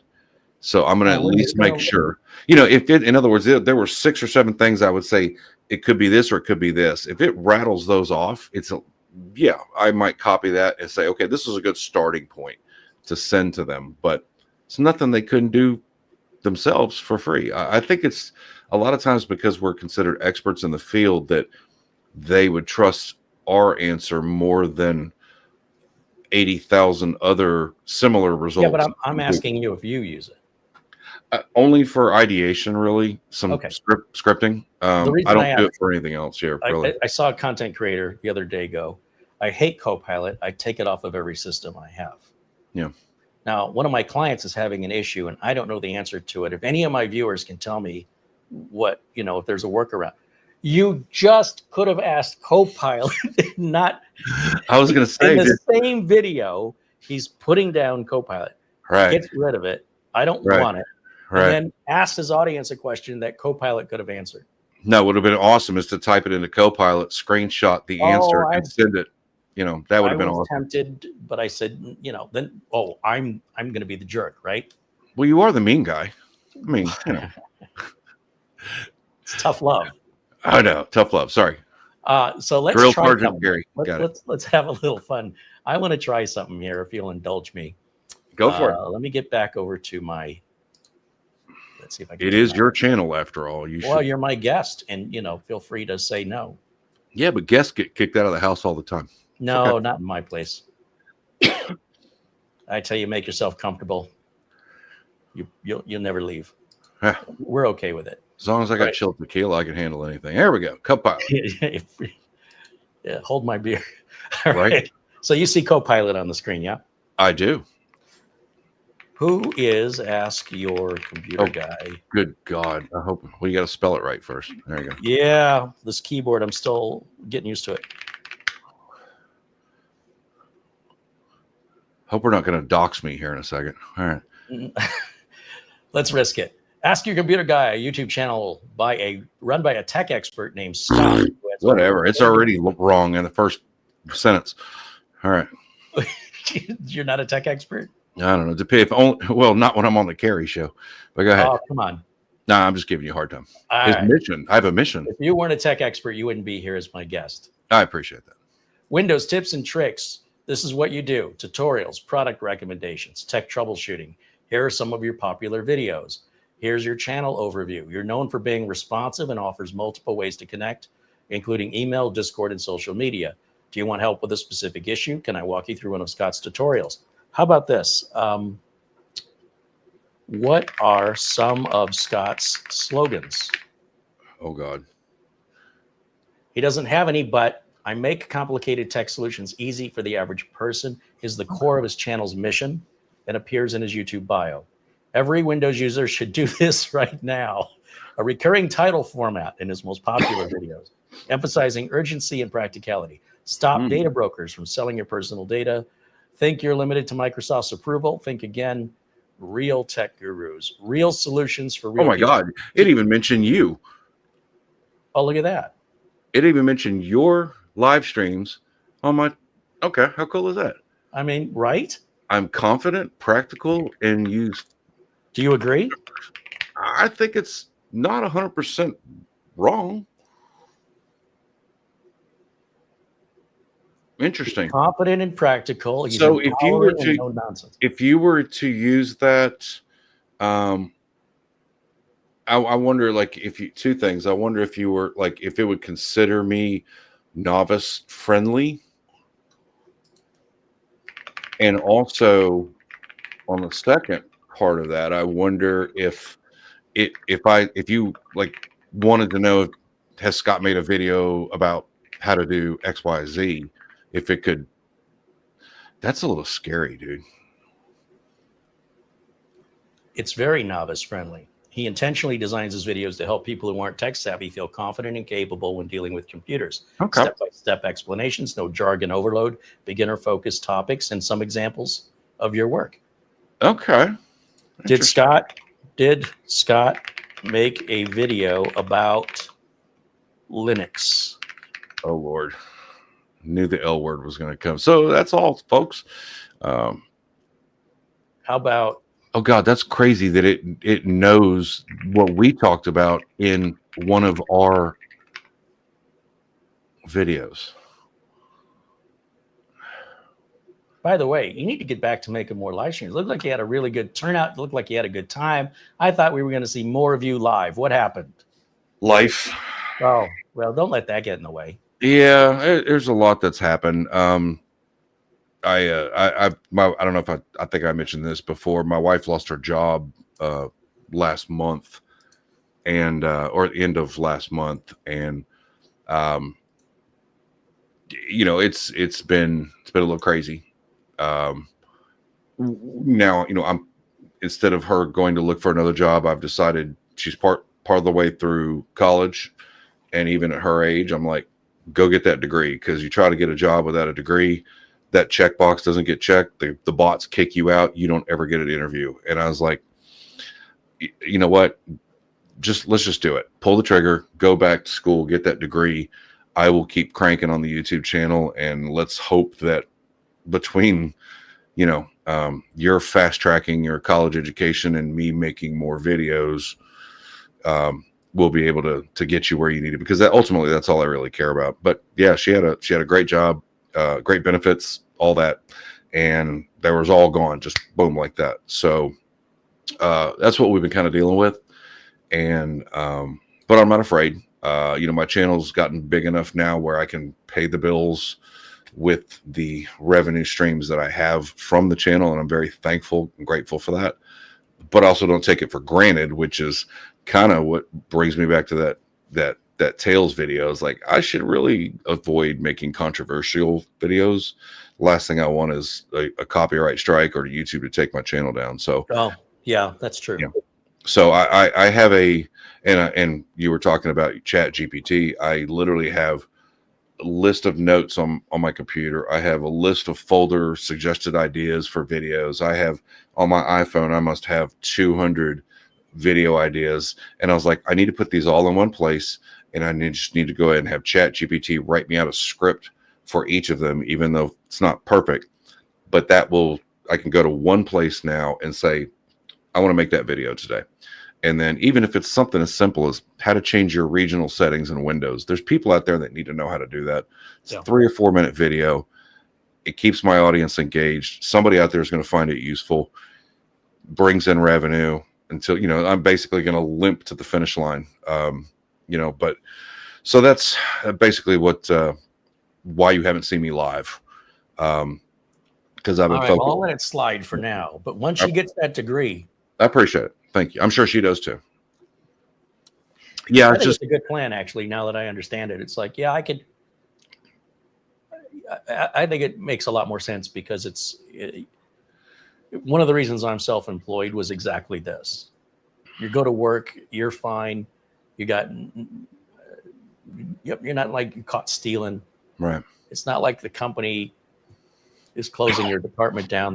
Look at all the people at Intel and Microsoft that have been laid off. Oh yeah. It's like every day, and it's been this way for years. I don't know anybody at Intel that still works there. Well, and I had a nice corporate IT job. I'd work my way up from the bottom of the barrel. Right after the military, I just any chance I got to peck on a computer or take something apart, I was doing it. And eventually, I worked up my way into a help desk for a multi-billion-dollar company, and everything was great. I moved up, and I was in management, and what most people would say, I've got a good life. I'm happy. I've got a good job. I make good money. I have good benefits. I have security. And one day in 2008, on a Friday, because that's when they fire you, I thought I was getting promoted. I got led into the HR office, and by 10:30, I was out on my butt. And it was that day that I said, I'm never going to go back and work for somebody else again. I said, the only way I can guarantee that I will have job security is if I build it. And so even though I had been doing tech for 20 some odd years at that point, I decided I'm going to start a local business. And so I started my local business not too long after that in 2008. And, the typical, I got no money for business cards, tearing up pieces of paper, writing my phone number on computer guy, and I had nothing, literally had nothing. And thankfully, I was blessed that in my town, there's a lot of old retired folks. And so they started spreading the word. Hey, I like this guy. He's fixed my computer before, and one thing turned into another, turned into 6, turned into 12, and I was able to build a successful local business. And ironically, years later, and you could probably relate to this, is as we get older, it's not as easy to go lugging these big, Power Edge size servers all over the place and picking them up and fixing them and return, and I just honestly, I don't want to do it anymore. It's taken a toll on my body. And I honestly would prefer to do this full time, outsource it, or, just unfortunately just tell people like I can't anymore. But it's been a journey, and I just hope that when people watch my videos, I don't look like I'm stressed when I'm making them. But it was actually hard. My wife just immediately wanted to go back to work. She was just like, I have to work. She didn't know how not to work. She's done it her whole life. Yep. And I was like, baby, you may not want to do this. You may not think you can. You may hate the idea of trusting me to take care of everything, but it's only temporary. Let's get that degree. Let's get you back in the job market with that checkbox, get some interviews, get a good job. And then we go back to, I do this for a living, you do that for a living. And, I look at, I won't say a blessing, but I don't think it would have ever happened had that situation not occurred that way. It's an opportunity if you choose to see it as an opportunity, and it's a setback if you choose to see it as a setback. Yeah. It's all attitude. Right. And I've told her, I was like, look, we sat down, did the smart thing, went through the numbers. How much do we spend every month? How much are your bills? How much are my bills? And then compared that to how much revenue I'm bringing in. And thankfully, the revenue was more than the bills. And I said, well, sometimes you can cut back on the bills. You can call around and find cheaper homeowners insurance, cheaper car insurance, cancel some of those subscription services you're not really using very much. Like YouTube. No, I'm just kidding. But yeah, I mean, no, it's going to be fine. I'm not going to stop doing what I'm doing. The only difference is how many videos I crank out per week now versus. Well, it changes your priorities. Yeah. And it's not like you got writer's block. It sounds like you have a lot of video ideas. Well, that's what I was getting at is I had videos ideas here and scratch notes here and folders here. And I was like, I got to get it all in one place so that when I sit down at this 10% area right here, I can say, you know what? I just don't know what I'm feeling like talking about today. Mm-hmm. And I can just go, today's the day I'm going to make that Linux video. I'm just kidding. But it might be, hey, I can knock that out in 4 minutes. I don't even have to script it. I got this, and then boom, there's a new video. And again, and it's how YouTube works. You just make videos and you get paid, and it's just rinse and repeat. So I was like, don't worry about it. I got this. If I have to make 5 times the number of videos just to stay where we're at, go get that degree. We'll be fine. And so she successfully enrolled, got accepted, and she's starting school October 1st online. And I couldn't be happier for her. I'm excited because it's a new chapter for us. It's a whole new opportunity. And I'm super. I'm terrified. Excited. Well, I think that you can sort of not rock the boat and just live your life and then look back on it and think, I wish I would have tried more things. I wonder if this could have happened. And sometimes we get too comfortable. I know I do. Yeah. I used to work with people that were like, I'm quitting this job. I hate this job. But they still show up to work the next day and complain about it. Now, I am leaving. I am going to quit. I've had enough of it. And just month after month, these people are in misery. But you go, well, why don't you do something about it? And they go, well, I need the money to pay the bills. I don't have anything else lined up. Well, how are you going to find anything if you're here all the time during working hours that you would be interviewing? And they like this idea, but they don't. It's like, I should diet. I'm going to diet. I need to. I'm going to. And that's all they ever do. And then some people actually do, but most people, what I find is they they think they believe that, like they Right, believe their own right, nonsense. right, right. And then there are those who actually do it, Yeah. right? Well, and Success and failure, it's willpower. It's just straight up willpower. And you know what? And like I said, discipline. in our well, yeah, in our situation, my wife was doing fantastic, making more money than me. Great job, great benefits, great environment. She got to work from home, and she literally had a. I mean, it was very stressful. I mean, very, very blood pressure inducing stressful, which I did not like. But she knows what she's doing. She's been in that industry for 30 plus years. She knows it backwards and forwards. But it's just, she was in that thing where people were pulling her left and right constantly. It's like, give me a minute to focus. I can't do one thing when you ask me 3 minutes later about the thing you just literally asked me about. And it was stressing her out. So I was like, I'm not saying losing your job was a good thing. I'm saying look at it as a door that was opened for you to do something that is going to benefit you. It's going to benefit us. And look at the level of stress that you have now compared to where you were. Now the stress is on me, and whatever, I can handle it. I can live with it. My stress is, am I making enough videos? That's it. That's But it. you like making the videos. It's not like you're, Right. going down to the mine.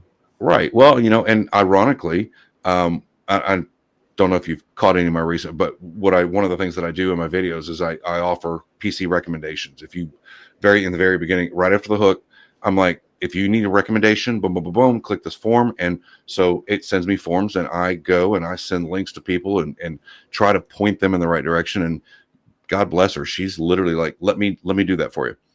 And she's got an IT background. So I was like, okay, if you need help, ask me. And created a bunch of shared links that I have found for specific machines. And, you need everyday usage laptop for $600 and, 1 terabyte memory and, or 1 terabyte storage and 16 gigs of RAM. And I'm like, I can find that for $450. Boom. Here's a link. Hope you enjoy it. Anyway, she's been doing that for me to help keep her occupied until she goes back to school. And she's getting a lot of satisfaction out of being able to help me, because now she sees my stress level is lower, because now she's like, now you can just focus on making videos. That's what you do. You have this channel with 250,000 subscribers. Go do it. Just get to 500,000. Do that. And so we motivate each other like that a whole lot. We don't feel sorry for each other. I'm not sad in the least about her losing her job. I think that was probably one of the best things that could have happened to us. Everything led us to this point with the success of my channel to allow her to go get that degree and then do whatever she wants to do with it. So it's just, it's not stress when you love what you do. Just like it's no big deal for you to go make a stream about a particular product because you enjoy doing it. You enjoy making the videos. You enjoy interacting with your audience. For you, it's not work. Work is doing something other than YouTube. And going to a job you don't like to do, to be around people you don't want to be around, dress in clothes you don't want to wear, get in traffic you don't want to be in. Right. Now, aside from the fact that, when she's going through all these emails, occasionally I hear her go, my boss is such a freaking jerk, talking about me. But she does it because she sits 8 feet across the hall from me. And I think she's just trying to get a rise out of me. But long story short, I'm not going anywhere. The channel's not going anywhere. It's only going to get bigger. And I'm just going to keep making videos. And I'm just, there's nowhere but up at this point. I'm excited for her. So. Yeah. And I've got to say a very similar thing happened with myself and Mara. And now, she's become a critical part of how this channel operates, which is, for a while was getting to be too much for me. Yeah. And I'm stubborn and I'm going to push through it regardless. But sometimes, people would ask me a question, you get a 1-word answer. Yeah. Why are you rude? I'm not rude. If I was rude, I wouldn't have answered you. I'm trying to get through everything as quickly as possible. Right. So then you're like, well, now I understand why, Linus Tech Tips doesn't answer emails, because if you don't give them the answer, some people, the way they want it, then, the emails keep coming in. Like, there's your answer, Right. Let me help somebody else. So in much the same way of what you're describing, Mara handles the emails. She talks to potential sponsors. She sets up the thumbnails, the titles. She gets all that done. Certain things I handle, like when I email you and ask you if you want to be on, I will handle that. But Mara will handle it for like companies and things. She'll be the one who puts it all together. Right. And it's just something I don't have to think about. Right. And when you make, if you're making content every day, like I'm making content 5 days Right. a week, that in and of itself requires a break after a 2 or 3 hour video. Especially here in August in Phoenix, I need to go sit in front of a fan, Right.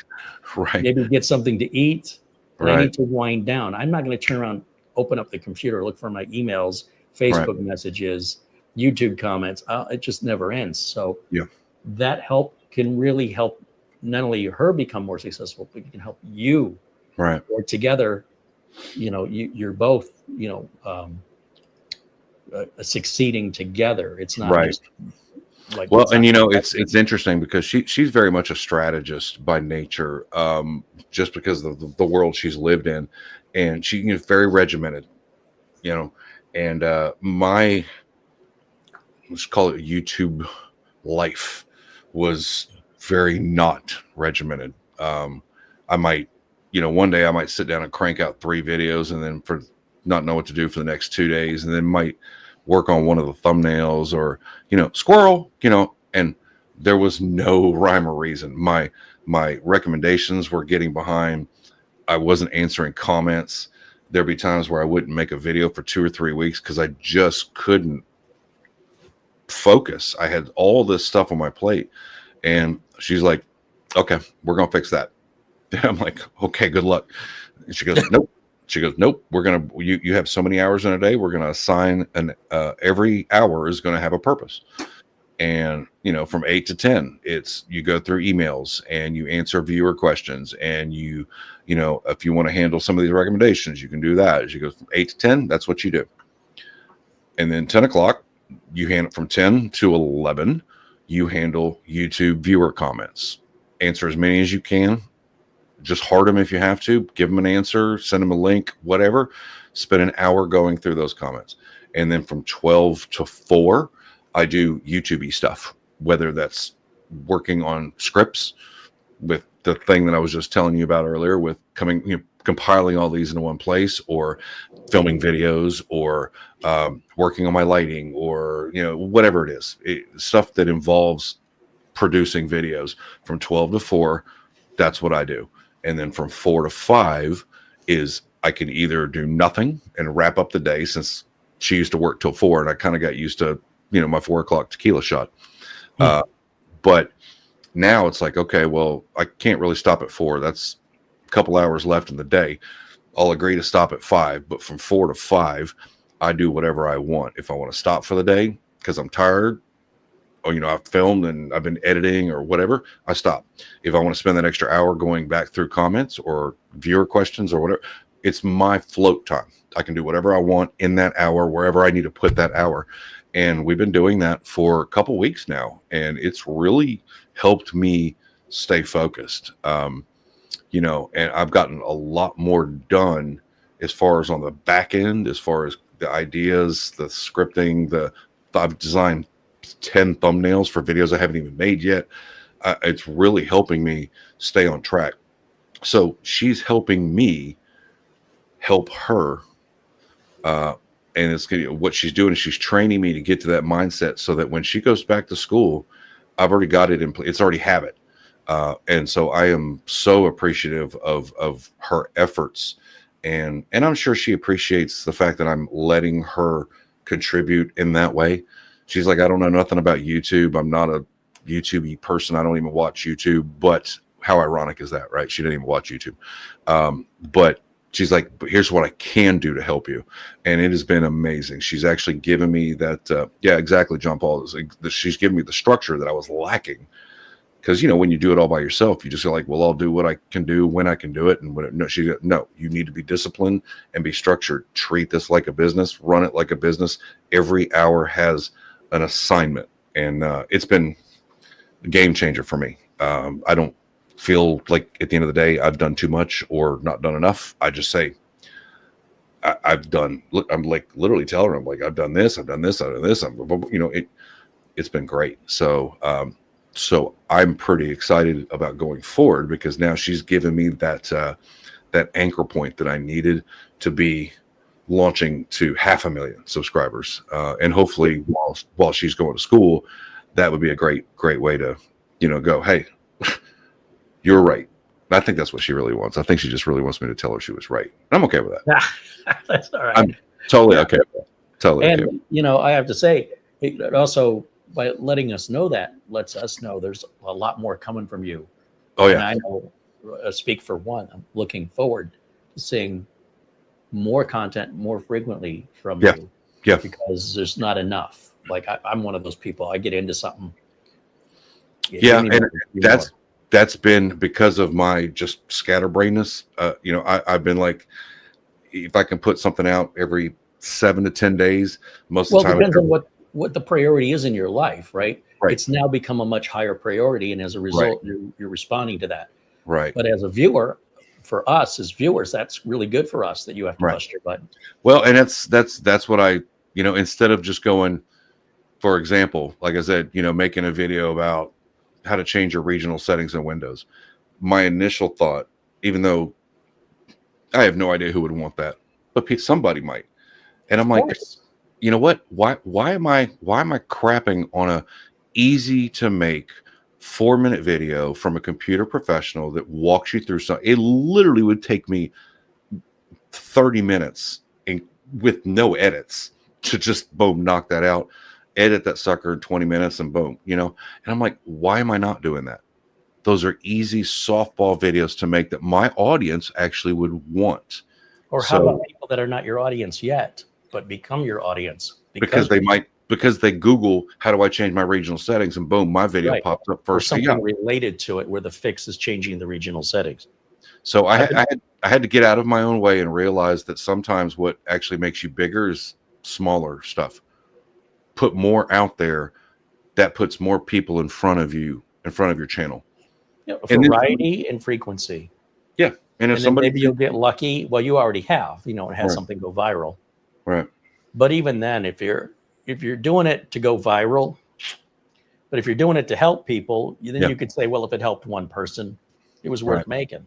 Right. And you never know what the needs are going to be tomorrow or next week. A video you made 3 months ago or 3 years ago could suddenly become very, very relevant today. And you were just ahead of your time. Yeah. No, and I never care about virality. Matter of fact, going viral is one of the worst things that can happen to a video, because it does create a lot of scrutiny. It creates a lot of scrutiny, and it creates expectations that the next thing you release is going to be just as. And then if 50,000 people subscribe because of you make this great video, and then your next video is not as good or not related, they're going to all what they were expecting. Right.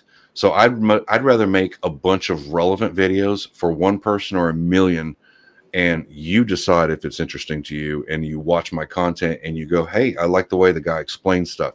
He seems authentic. He takes the time to, all the stuff. And that's just what I do. And if I can just do that more, then it's only going to benefit the both of us. And so yeah, hopefully got a lot more. I'm excited now that I've hit that 250,000. Now I'm like, where's that damn finish line? I want that finish line. I don't know what the finish line is, but yeah, thankfully my wife has kept me on track, which is what I needed. Swift kick in the butt, as we used to be told, our parents was. Imagine if you didn't have that person in your life, how different it would be. I got a few emails here, I'm told. Oh, I was wondering if anybody was actually going to ask questions today. Well, and by the way, while I'm reading the emails in our live chat, if you have a question for Scott or myself, technical or otherwise, we'll do our best to answer it. So please put your question in the chat. If you've asked one earlier and we just didn't see it, please ask it again. From David Graham, we got an Amazon gift card. Sends $5 and says, hope you enjoyed the gift card. Charlie Purdy also. Our friend Buster. That's the other thing. When you build a community, which is really what I'm interested in, more than the content. All right. Because if I'm talking about Windows XP, how long is that video relevant before nobody is interested? And now I'm talking about Windows 11, and now we're 10 years later. What good are those videos to anybody?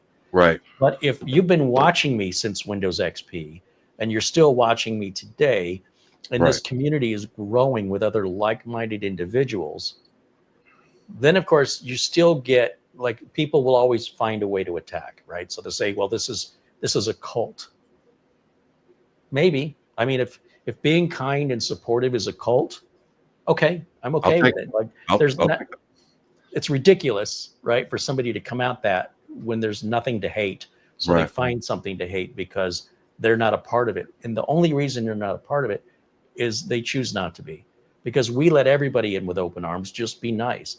So if the first thing that comes out of somebody's mouth is negative, this isn't for you, but don't take it away from other people. Maybe you don't like chocolate ice cream, so nobody can have it. Right. That's you get your flavor and leave these other people alone. Mind your own business. That's a really good analogy.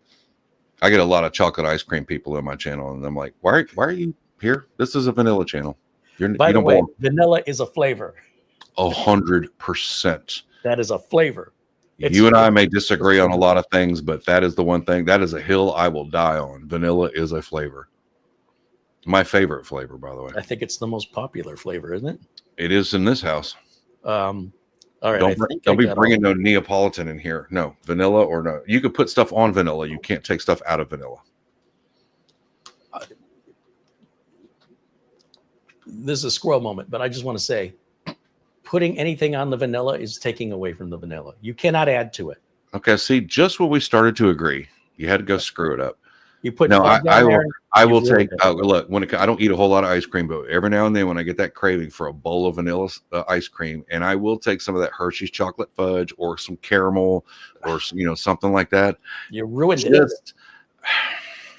Most of the time, it's just a bowl of vanilla ice cream. Pure, real ice, not the fake vanilla, not that soft serve stuff. I mean, I'm for it sometimes, but if you've spent good money on it, then I agree. If you've overspent on ice cream, then yeah, straight vanilla, you're good. I usually buy the cheap store brand stuff because I just want it. Haagen-Dazs vanilla Swiss almond. Well, maybe when I get to 400,000 subscribers, I can afford Haagen-Dazs. Right now, I'm buying Kroger brand. I'm buying Kroger brand. Look, if the Haagen-Dazs is $5, there's got to be something in that cart that's the difference in price between the Kroger brand and the Haagen-Dazs. It's like $2 difference that you can just put back. You know what? I don't need this. I need this ice cream though. It would probably be Skittles, and I'm not sure if I'm willing to sacrifice on that. I have chipped enough teeth on Skittles. I won't eat them anymore. By the way, we have pull out, and they're Skittles every time. We have totally ignited your chat. They're all talking about ice cream. My dentist loves it when I eat Skittles. I cannot eat Skittles anymore. I'm not eating any toffee. I'm not going to pull my fillings out of my teeth. Or oh my gosh, I want to eat it, but I don't like the consequences and how expensive it is to get a tooth fixed. So you're not wrong. You're not wrong. You're not wrong. It wasn't a problem when I was a kid. You're not wrong. Maybe that's why it's a problem now. Okay. Kroger's the Google of grocery store. Yeah, that's true. That's all right. True. Let's see. What do we have here? We should talk about something interesting. Apparently, they want to talk. They just needed something to talk about. Ice cream. Mara likes cinnamon and vanilla. Yeah, she likes cinnamon on everything. Creme brulee. I've heard that from my wife more than one time. Yeah. She likes all them. What do they go? Frou flavors. Yeah. Man, Publix. I wish we had Publix here. Oh, Publix is awesome. Where else can you go and get a ribeye steak, a bucket of ice cream, a sand bucket, and a surfboard at the same place? I mean, how cool is that? In Michigan, there's a place called Meijer. Meijer, okay. And Meijer is like a Walmart. When I was growing up, it was like a little drugstore. But now it's become a Walmart competitor. So imagine a Walmart with a produce section 3 times bigger. Oh. And they sell the same things, like let's say a fishing rod, but it's made by a different company than what Walmart sells. Okay. For about the same price. And the groceries they carry are different from Walmart's groceries. So if you're looking for a frozen pizza, let's say, and you're tired of seeing Red Baron and all, DiGiorno, they'll have their own brand, plus they'll have other brands that I've never seen before. So that's, when you're a picky eater like me, that's about the best I can do for variety, is to find. We got the same thing here. We got Kroger, but we have Aldi also. And my wife loves Aldi. I mean, she makes it a trip every week, not because we need stuff, but because there's stuff she can't get. All these are teeny tiny stores. No, we got one here that's pretty good size. Really? I mean, the one closest to us is tiny. The one on the other side of town is pretty good size, but it's because they don't have a whole bunch of crap you don't need. It seems like everything we need or everything we want, we get at Aldi. Everything we need, we can get at Kroger. Well, we find Aldi sells things nobody else sells. It's like Right. Trader Joe's. In Right. fact, Aldi owns Trader Joe's. I was going And to say, Kroger owns Meyer, Yeah. but they don't stock them the same. yeah, and Kroger doesn't have the Isle of Shame that Aldi does. Isle of Shame. What's that? You don't know what I guarantee you somebody in this audience knows what Isle of Shame is. It's not groceries, it's not food, it's not dry goods, anything like that. It is literally like all the little, what you might call like stocking stuffers and stuff. Like little trinkets, like you need a neck pillow, or you need a foot massager, or you need a calendar, a fancy calendar. I mean, they call it the Isle of Shame because you can't walk down it and not buy something. It's like, I needed that potato masher. No, you didn't, but you saw it and it was orange, and you're like, well, how cool? I don't have an orange one. So I have a potato masher right here. I guarantee if my wife was in here right now, I'll start talking about all the Hall of Shame or Isle of Shame, she'd be like, yep, that's the only reason I go. Yeah. We saw a video, somebody did a walkthrough of a grocery chain out of Connecticut, and it's like in New York. It's called Stu Leonard's. And they call it the Disneyland of grocery stores. They've got animatronics. This place is massive. They've got like a petting farm outside. They've got food you can buy right there. Well, we were in Michigan. Kind of not sanitary at all. What's that? Food, animals and food in the same proximity? Well, the animals are outside. Yeah, but the animals poop. I mean, there's got to be some kind of sanitary thing. I don't think they poop like. Well, I mean, I'm sure it doesn't like drift into the store or anything. In fact, the animals might be in the deli section. Look, I don't want to think about it, but right. Yeah, we're probably not going to talk about the animals you pet today might be, I don't know, but they might be on the shelf tomorrow. It looked like a fun place to shop. Okay. That's all I'm trying to say. And when we were in Michigan, we found a little like family-owned place, and they had a couple of them called Horrocks, Horrocks. And when you walk in, it's just all the flowers and plants and everything. And then that leads in, it's like a greenhouse. Then that leads into the main building, which you just hit with popcorn, fresh popcorn. And you look, and it's just popcorn for like, I don't know, 50, 100 feet of just different flavors and caramel and regular and salted and da-da-da-da-da-da. Then the bulk candies are all there. You get the bag and you take what you want, the nuts.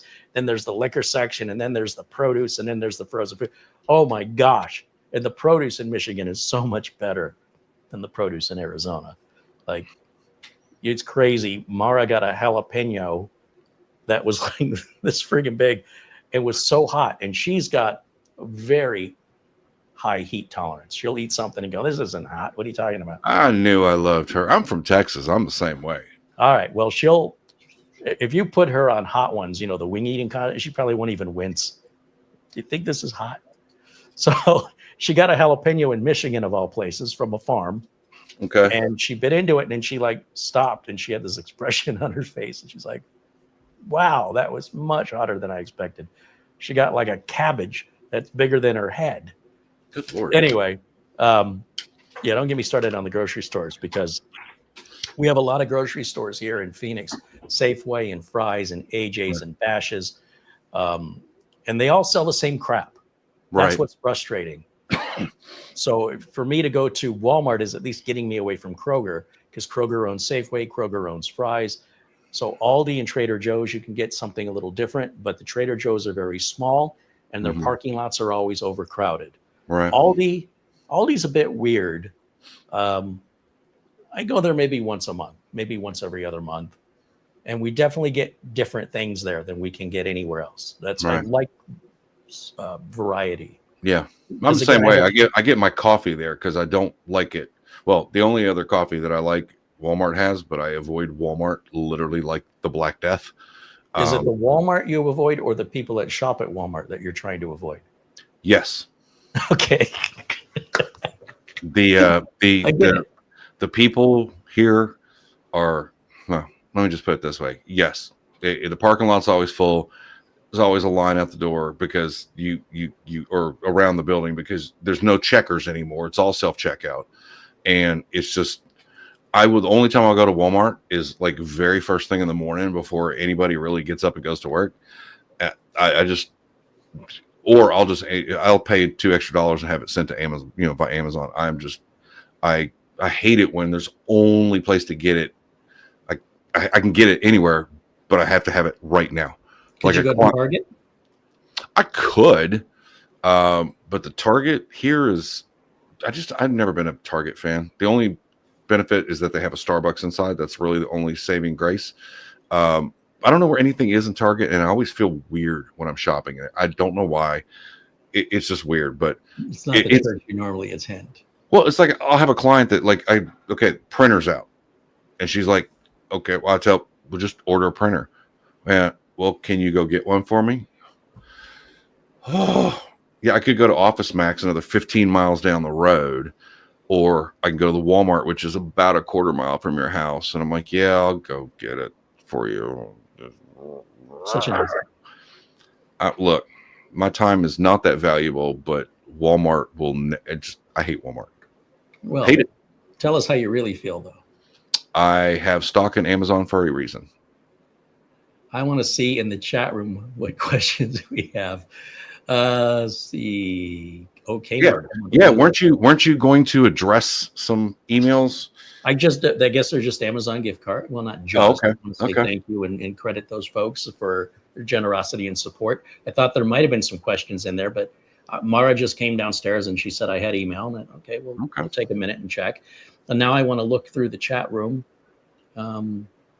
Ask Your Computer Guy is talking to Charlie Purdy. Fly by 11.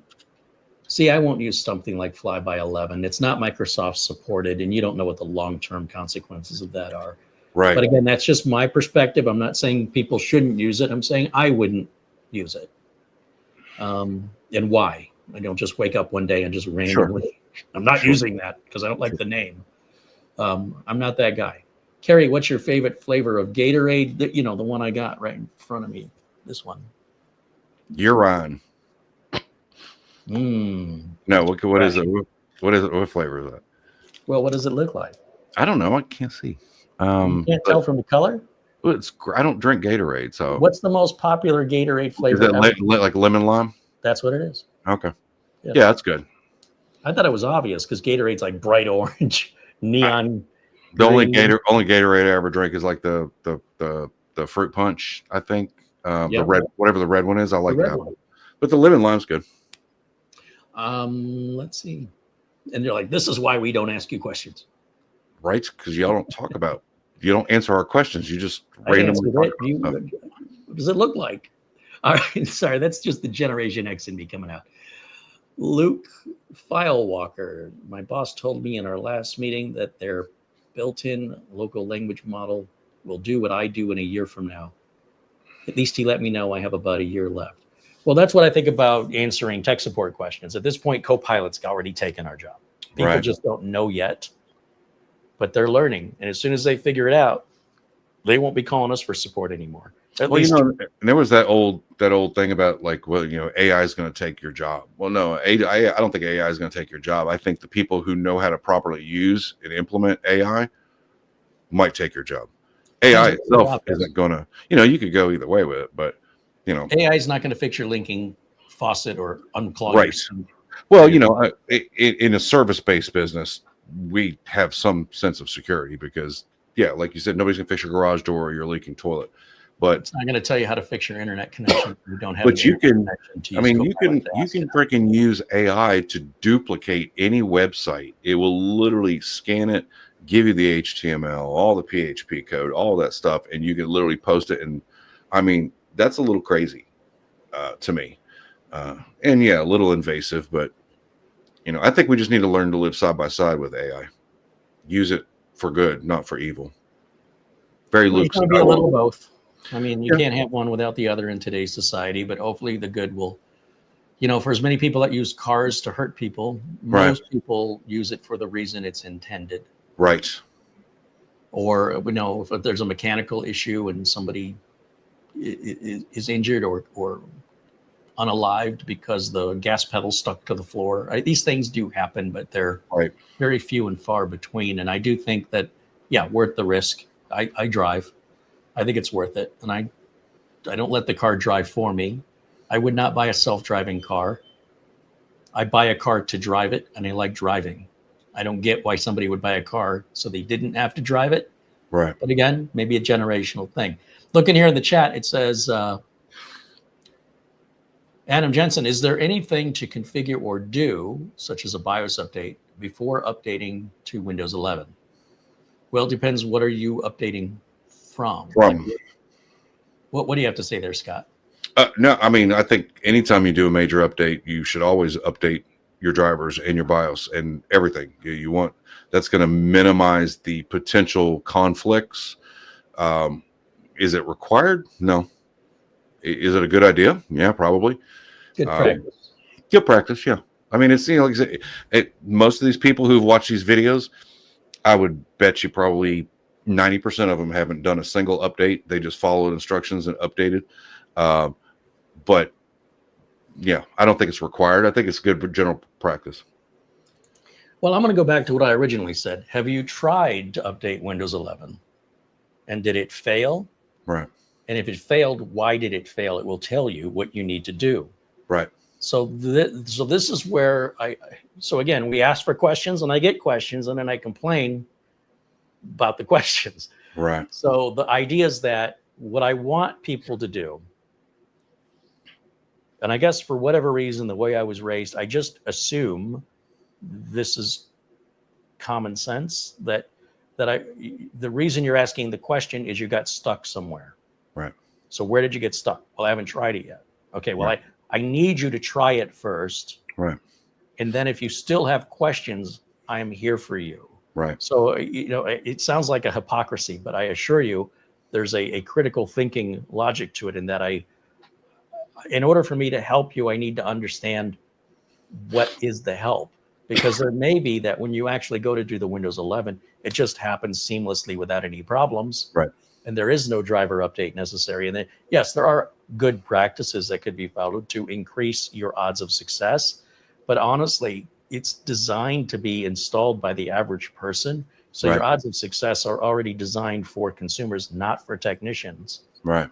And so if you're not successful, whether it won't install because you don't meet some requirement, or there's an issue after the install, we can absolutely help you for sure. Right.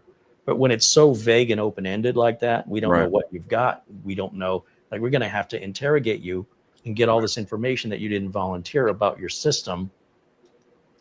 And again, with Windows 10 support extended another year, just create your Microsoft account, enable extended security updates, which, by the way, Microsoft now says if you do that on one computer, mm-hmm. they'll allow you to do it to 10. That's 10. Crazy, because it was $30 per machine. Or you sign up for a Microsoft account for free. Okay. And you just have it back up your computer settings, not your data, not your documents, just back up your computer settings. And then you get extended security updates for 12 more months. Interesting. Well, up until October of 2026. And if you sign into that Microsoft account on up to 9 other computers for a total of 10, it will add those extended security updates. Now, the extended security updates is not just a registry tweak. It's essentially a product key that gets assigned to you for each computer. Right. So unless somebody knows how to create those validation keys, it's not an easy workaround. So I'm wondering what their long game is. What would be the motivation to just sign into a Microsoft account? They want to know who their customers are. Huh, great. So now we get to listen to people complain even more about Microsoft taking over their lives and invading their privacy. And you're going to hear that. You're going to hear that. But they don't have to use it. Nobody's forced to use Windows. You can use Linux. You can go use Mac. And if you create a dummy account and go back to your local account, it shouldn't matter. Have you ever used a phone without signing into it? Right. Android or Apple. Right. It's not possible. Right. So what's Microsoft doing any different? They're just late to the game. Apple does this. Right. Android, iOS do this. It's not unprecedented. This is normal. Here's the deal. One of the very first jobs I had was sales, making phone calls for an old business called Olin Mills Photography. Oh my God. Go back. We all know those Olin Mills photos. You can always tell because it usually involves hair out to here. Well, that was the 80s. Yeah. So, and it was in every Sears store. I think it was in every Sears. They had an Olin Mills portrait studio. I used to go to a building and they used to tell us we had to dress up. I said, why do we have to dress up? We're sitting in a little room with phones. Right. Because it affects the way you sound on the phone. What? Dress up or you can't have the job. So you have to get dressed up to go sit in a cubicle with a headset on, or I don't even think we had a headset. I think I had a regular phone. And they give you a sheet, a printout of so many pages and a pen with phone numbers. And you would dial it. Hi, and you read the script. But then if you were good, they give you a sheet of previous customers. You see, the idea is if you know who your customers have been in the past, your likelihood of successfully selling them again is, at least 2 to 3 times higher than a cold call. They've obviously bought your product before. So this is critical for any business, you and me included, any restaurants. At Radio Shack, one of the jobs I had, if somebody wanted to buy so much as a battery or even a free flashlight that we'd give away, we used to have to hand write on a carbon paper, can I get your name? Can I get your address? I'm just getting a battery. Right. It's like, well, you can say no, it's fine, but we'll send you the flyers and you'll get the coupons and all that other stuff. So and why we'll talk you into buying something at some point? If you shopped here before, I've seen coupons printed on receipts. I go to Sprouts, there's another grocery store. Yeah. And the Sprouts receipt or even CVS will have coupons on it. Why? And you can't buy anything at Walgreens without getting 16 coupons spit at you. How about Bed Bath & Beyond, which they're bringing back? They're going to honor they're bringing the coupons back. Wait a minute. Does that mean if I start wearing pants, my videos will be better? Since you were talking about dressing nicer. According to my boss at Olin Mills, it will affect the way you come off over the phone. We weren't on video. People could only hear us. But apparently we sounded more confident and more professional if we dressed confident and professional. I don't buy that for a second. No, it's nonsense. It's stupid. I've been just as professional in T-shirt and shorts. And well, let's ask Tom Cruise what he thinks about. You will hear an actor say that it helps them get into the role when they get all the body, the makeup and the prosthetics. It helps them kind of get the attitude. But they're also on camera. But at the same time, maybe a multi-million-dollar upcoming payday would motivate them less than pants. But whatever. If I knew I was going to make $12 million for 6 weeks of work, I would be like. But he didn't start that way. He earned his way up. No. Right, ironically, in a movie where he didn't wear pants. How funny is that? There you go. Risky business, right?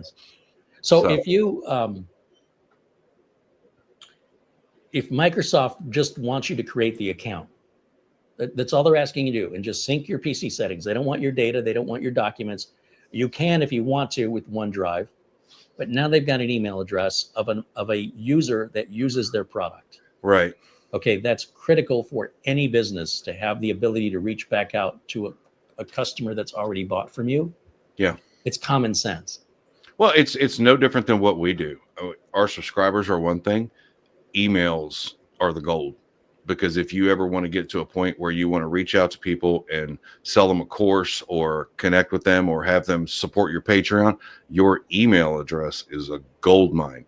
And that's all they're really doing is collecting emails so that they can then push products your way, because there's enough people out there that will believe it if Microsoft says you need it. Well, think about registration cards when you buy a product. Mm-hmm. Please register the product and we'll give you an extra year of warranty. If you get your regular warranty when you buy the product, if you voluntarily and optionally choose to fill out the registration form, what's in it for me? We'll give you 12 months extra. Well, now you'll double your warranty. Instead of 12 months, you get 24. We get your name and address. We know you've bought our product. we know you'll be interested in other products that we sell. You'll be more interested than a cold call. Or this is why you always keep an extra Proton email address handy. Just if that's what you want to do, you can totally do that. Here's my Gorilla Mail. Use this one. But you might be missing out on some great deals. So I like to wear Levi's. Levi's are expensive pants. Levi's wants my email address. If I give it to them, they'll give me a discount off my first online purchase. Yeah. Okay. But I'll also be getting emails that say, here's our sales. Yeah. And if I said I never took advantage of those, like, hey, that's a really good price for Levi's. I don't need any right now, but it's not going to hurt to have them sitting on the shelf. I'll order them. And then on the other hand, the other part of my brain goes, I should get that discount again the next time using a different email address. Right. Or it's like a credit card. You get an incentive to get the credit card. But when the incentive's over, cancel the credit card, wait a year, and then the incentive will be available to you. But once you've already accepted it, you can't get it again until you're a new customer. But to become a new customer, you have to cancel being a customer for about a year before you're considered new again. Right. So there's both sides to this. So Microsoft is saying, if you synchronize your PC settings one time, just the settings. Yeah. Just the settings. We will give you 12 months of extended support. We'll extend your support for Windows 10. Where does that, when you do that though, I don't recall seeing an option to, when you log in with a Microsoft account, to just do your setting. Is that a OneDrive thing where you go tell OneDrive? I don't remember where that's at in the, I may just be having a brain fart here. But I'm going to say, how do I sync? Oh God, are you going to use AI to answer this question? No, I'm going to ask Google. I'm going to go, let me Google that for you. Except the first answer is going to be an AI generated Gemini answer. I'm just lazy. I didn't want to look it up. I mean, look, hey, if you can do that, that's fantastic, because there's a lot of people that don't want Windows 11, but then, but it only buys them another year, but maybe that's all they need before they decide to upgrade their hardware. But again, if you ask somebody why they don't want Windows 11, what's the problem you're having with it so I can help you fix it? Right. They don't have any problem with it. They just, sure they do. The answer is because I hate it. It's stupid. Why? It's ugly. What's the problem? I'm telling you what they say. I'm not saying I'm playing it out with you. Okay. You be the customer. I'll be Carey. You call me, you go, I don't want Windows 11. Why? What's wrong with it? Because I've heard, that I've heard it sucks. Yeah, I heard I'm 10 feet tall and weigh 4,000 pounds. That's what I've heard. Yeah. Actually, it's ironically, because I was one of those people that, it took me forever. I was 10 feet tall and 4,000 pounds? I wasn't going to say that. But I actually switched to Windows 11 just to stay relatable. That's why I did it. It's my job. Honest, right. And, I can't advise people on an operating system I'm not even familiar with. But I'm like, the more I use it, I won't say it's awesome. And it's just probably obviously more bloated than, everything else. But you can turn all that off. You can undo all that crap. But I kind of like it. I can't believe I'm even admitting that. But it's so much better than Windows 10. I think it's so unhip to admit it. But the truth is the truth. Whether or not it's culturally accepted, I don't give a rat's behind. That's the way my mother raised me. Right. The truth is the truth, and I don't care if you insist it's not raining outside when in fact it is raining outside. Right. And I don't care if you insist I'm 10 feet tall and 4,000 pounds. I'm not. Right. All right. To get Windows 10 updates via syncing settings of Microsoft, ensure your device is connected to a Microsoft account, and that sync settings is enabled. Specifically, you are seeing this on the screen, right? Yeah, settings, account, sync your settings, and then so that's where it gives you the option to tell it what to sync. I got it. Cool. And then when you go to Windows Update on your Windows 10 computer, it tells you even now if you have extended service updates enabled or not. It says ESU or extended service updates. Cool. And then it says, here's Microsoft Learn, sync and roll device for Windows 10 or later. Mm-hmm. So it's really easy. It'll take you probably 2 minutes.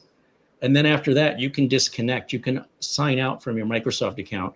And from what I've read and seen, it works 100%. It continues to work. You don't have to stay signed in. That sounds like a great topic for an upcoming video. Well, there you go. Take it. It's yours. I think that could be well, thank you. I Like I they think did that will. I with so many comments with these Windows 11 update videos, and I'm like, oh, And by wow. the way, it's still not expiring until October 14th, which I is know, but we're not people, even at August 14th, September, October. We still have 2 some people are trying to get ahead of the curve, and Oh I my understand. gosh, they've been complaining. What am I going to do when my Windows 10 expires in 4 years? Right, nothing. Keep using it. I mean, Right? I mean, I kept hearing people on my channel and in my community, when any time the media started talking about it, they freak out. And I'm like, well, you realize that's 2025. Uh-huh. yeah. And we're in the middle of the pandemic. It's 2020. Hmm. Why don't we talk about this, let's say the summer of 2025?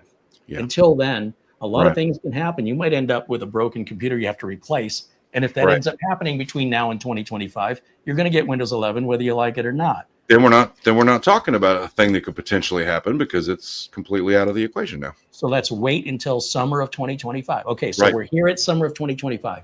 Now, what's your question? right. Oh, wait a minute. Wait. It turns out if you just sign into your Microsoft account and sync your settings, you got until October of 2026. There's Hmm. no reason to panic. Relax. Your Now, computer could be dead. I'm We could be wondering, dead. Who knows? did you happen to notice in that answer? Because there's a lot of people that use their Microsoft account every day. So is this, if you're already using your Microsoft account, you don't have to do anything? Or if you're on a local account, do you need to go log into and or create one, do that sync setting, and then you can switch back if you want? If you're already on Microsoft, then it should be transparent, right? I believe so. Okay. I'll have to dig in I it. When I make tried that it, video, I'll dig into it. I'll use but AI. you could sign into that Microsoft account on up to 10 computers, that same Microsoft account, sync those 10 settings, Mhm. and then sign out of those and up to 10 computers. Right. I mean, this is ridiculously generous. Or if you have something called Microsoft Points, which you get from using Bing and other services, 1,000 points, which is the equivalent of $1, I think, Hmm. you can trade for 12 months of extended. So there's three ways to get extended security updates on Windows 10. Yeah. No, I Um, just didn't know if you had an existing account that you use every day, if that would just be an automatic thing, or it's, you know, I mean, if I I have already Microsoft have a accounts Microsoft account that I don't use, I don't with log into the computer with, synced but settings, do I automatically get extend? No, I'll just type ESU Win 10. yeah, y'all see what he's doing, right? He's using AI to defeat No, me. no, well, yeah, kind of. I'm using Google right now. But the AI overview says, no, Overlord. having a Microsoft account with sync settings does not automatically enroll you in the Windows 10 Extended Security Update program. Okay. Well, a Microsoft account and sync settings are prerequisites for the free ESU offer. You still need to actively enroll the device. So Okay. there's a button that you're going to see when you go to Windows Update. So if Okay. you have a Windows 10 computer, go to Windows Update and look at the right side Right. and see if the option is there to enroll. So if The you're two, signed into your Microsoft account, you should just click that and you're done. right. But if you don't have a Microsoft account, then So you have to basically wait for that button to appear. Same as the yes, check for Windows 11. I wonder if there's a way, like with the PC Health Check app. I wonder if there's a way you can get it from the store and run it manually, so you can go ahead and get that process rolling. I don't know. I have to look into it. That's pretty cool. you let me know. I Yeah. don't think I have any Windows 10 computers. You want to try it right now or do you got to go? No, I actually need to bounce here. I got to get supper started. Well, then I'm going to put it on you. You do it. Well, you can watch the video like everybody else. I will, and I look forward to it. Cool. Hey, and I appreciate the idea. That's actually a really good, especially I was thinking as it gets closer to October 14th, I was like, I don't want to beat a dead horse, but I'm like, maybe some of that you don't have to upgrade kind of mentality that people might. I'm glad we found out about that. And if that's all you have to do, of course, everybody's going to complain because I don't want to give Microsoft my information. Well, okay, well then buy Windows 11 where you're going to give it to them anyway, because eventually they're going to disable the bypass NRO workaround. And I've heard But you've already shown if you make your installer with Rufus, you don't have to worry about that regardless. Oh yeah, but I'm sure they'll figure out a way that the ISO won't work if it. I mean, these are the conspiracy theories I hear all the time. It's always going to work, but I digress. Maybe in Windows 12 they'll change it, but there's the foundation of how Windows 11 is built. There's only so much they can do without just a complete rewrite. It's the same with the Synology script. It's the same. People don't get it. They don't understand programming, and so they let their imagination, take over reality. When a little research would verify, but they don't care enough to research it. People like to be victims or to be like justice warriors when there's really nothing. Anyway, but it is. I think people just like a reason to hate Microsoft. Well, there is that. Anybody who's successful, like if you become like Mr. Beast, people will hate you. As an underdog, they love you. But if you get successful, they don't like you anymore. Bill Gates was a hero against IBM. The cheap operating system that Bill Gates offered was unheard of. IBM would charge a lot of money. Bill Gates, you're the underdog. Right. Bill Gates is the devil now. Right. Well, yeah, because you stole PC DOS from IBM, and that whole thing. Chips in the right. Yeah, it's crazy. It's crazy. But well, thank God I'm not going to be ever popular enough to be anywhere close to Mr. Beast. I don't even want to be Linux or Linus popular. I'd be just fine going to Walmart if I have to, where nobody recognizes me. And so far, the only person that recognizes me is my hairstylist, so I'm fine with that. Well, and you still have hair, so there's that. That is a good point. Me, not so much, but let's not talk about that. All right. All right. Just looking in the chat one last time. I think John Paul with I think it's, as you said, it's 1 extra year of support. Yes, so October 14th, 2026. October 20. Right, but again, that gives you an extra year, fully supported. Fully supported. Now, that doesn't mean they won't do this again in June of 2026 and extend it another year. Yeah. But I wouldn't hold my breath. Right. Why don't they just do the right thing and just keep supporting it until it's no longer practical? Because Windows 10 is still practical. It still works. It's not secure. I'm saying support it, make it secure, and but you don't want to be your own competition. If they made it secure, why would you buy Windows 11? Well, I mean, yeah. So they can't be their worst enemy. They have to. And then there's also limitations with look at the world. Look at the world I live in. My job is to love Microsoft, because if it wasn't for Microsoft crap products, I would probably be digging ditches for Xfinity cable. If it wasn't for Microsoft, you'd be using an Apple computer and you'd be broke. Or I'd know everything there is to know about Linux and have a little shop where nobody comes in. It would look like it would be like Mr. Robot Scott version. You got to put something for the people who get angry right at the end. Oh yeah, well, I figured you got to deal with your audience, not me. They can hate me on my channel if they want, but there is several videos about Linux coming soon, and one of them is going to be fantastic. It's going to be the 30-year computer expert switches to Linux. Wait, you have several coming soon, but only one of them is going to be fantastic? I can only guarantee you. Honestly, I'm not sure either of them will be fantastic. It'll be fantastic when I publish it. It won't be fantastic when it's 10 of 10. Yeah, well, I'm going to... best videos ever made. I should figure out a way to block people who use the word Linux in a comment. I'm going to get on YouTube about that. I'm like, is there a way we can filter by keyword and just block? You actually can. You could add it as a bad word, but yes. But I don't want to do that. In your settings of your channel, you can say this word is not allowed. I don't do that. I let everybody say whatever they want, and then I enjoy the power of going hide. There's nothing like going into a place like a church and telling people how much better your religion is. Go onto a Windows channel and tell them how much better Linux is. Go onto a Linux YouTube channel and tell them all how much better Windows is, and let me know how that works out for you. I don't know what they're doing. They just like to start fires. So yeah, the hide button is appropriate for those people. Now, if you have a Linux title in your videos about, then I open the door. I open the door. But that would also be an opportunity in the very beginning of the video to say, look, I understand you guys are going to have opinions, and I have no problem with you commenting.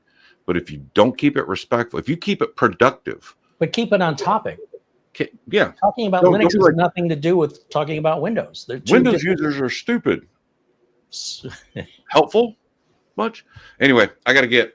Thank you so much for inviting me. I really appreciate it. I hope you invite me back for round 4. I will send Mara some better images so she doesn't make me look like Peter Griffin. And I'm looking forward to hopefully next time we have a whole slew of questions in here that we can spend a whole 2 hours just answering. We'll be talking about some of the content you'll be making between now and then. Lots of it. I'm hoping. All right. Fingers Look, crossed. it's absolutely my pleasure having you here. Thank you for taking the time, and Thanks. I appreciate it. And I really enjoyed our discussion, as I always do. And we'll have you back in September, and we'll continue the discussion. Remember, it is Patch Tuesday. It is. And you didn't tell me I was wrong one time. Yes, I did. Which, see what I did there? You see what I did? Oh, yeah. I got a zinger in there. You got me. You got me. You got me. All right. We'll see you next time. Check out Scott's channel. The links are in the video notes below the video. Subscribe. You'll like his content. And let me know that it's you. Let me know you came from Carey's stream if you pop into the comments. Yeah, please do. Give him a thumbs up. Subscribe. We're going to see you all very, very soon. Until next time, and on behalf of Scott Merrill, Ask Your Computer AI. Bye for now.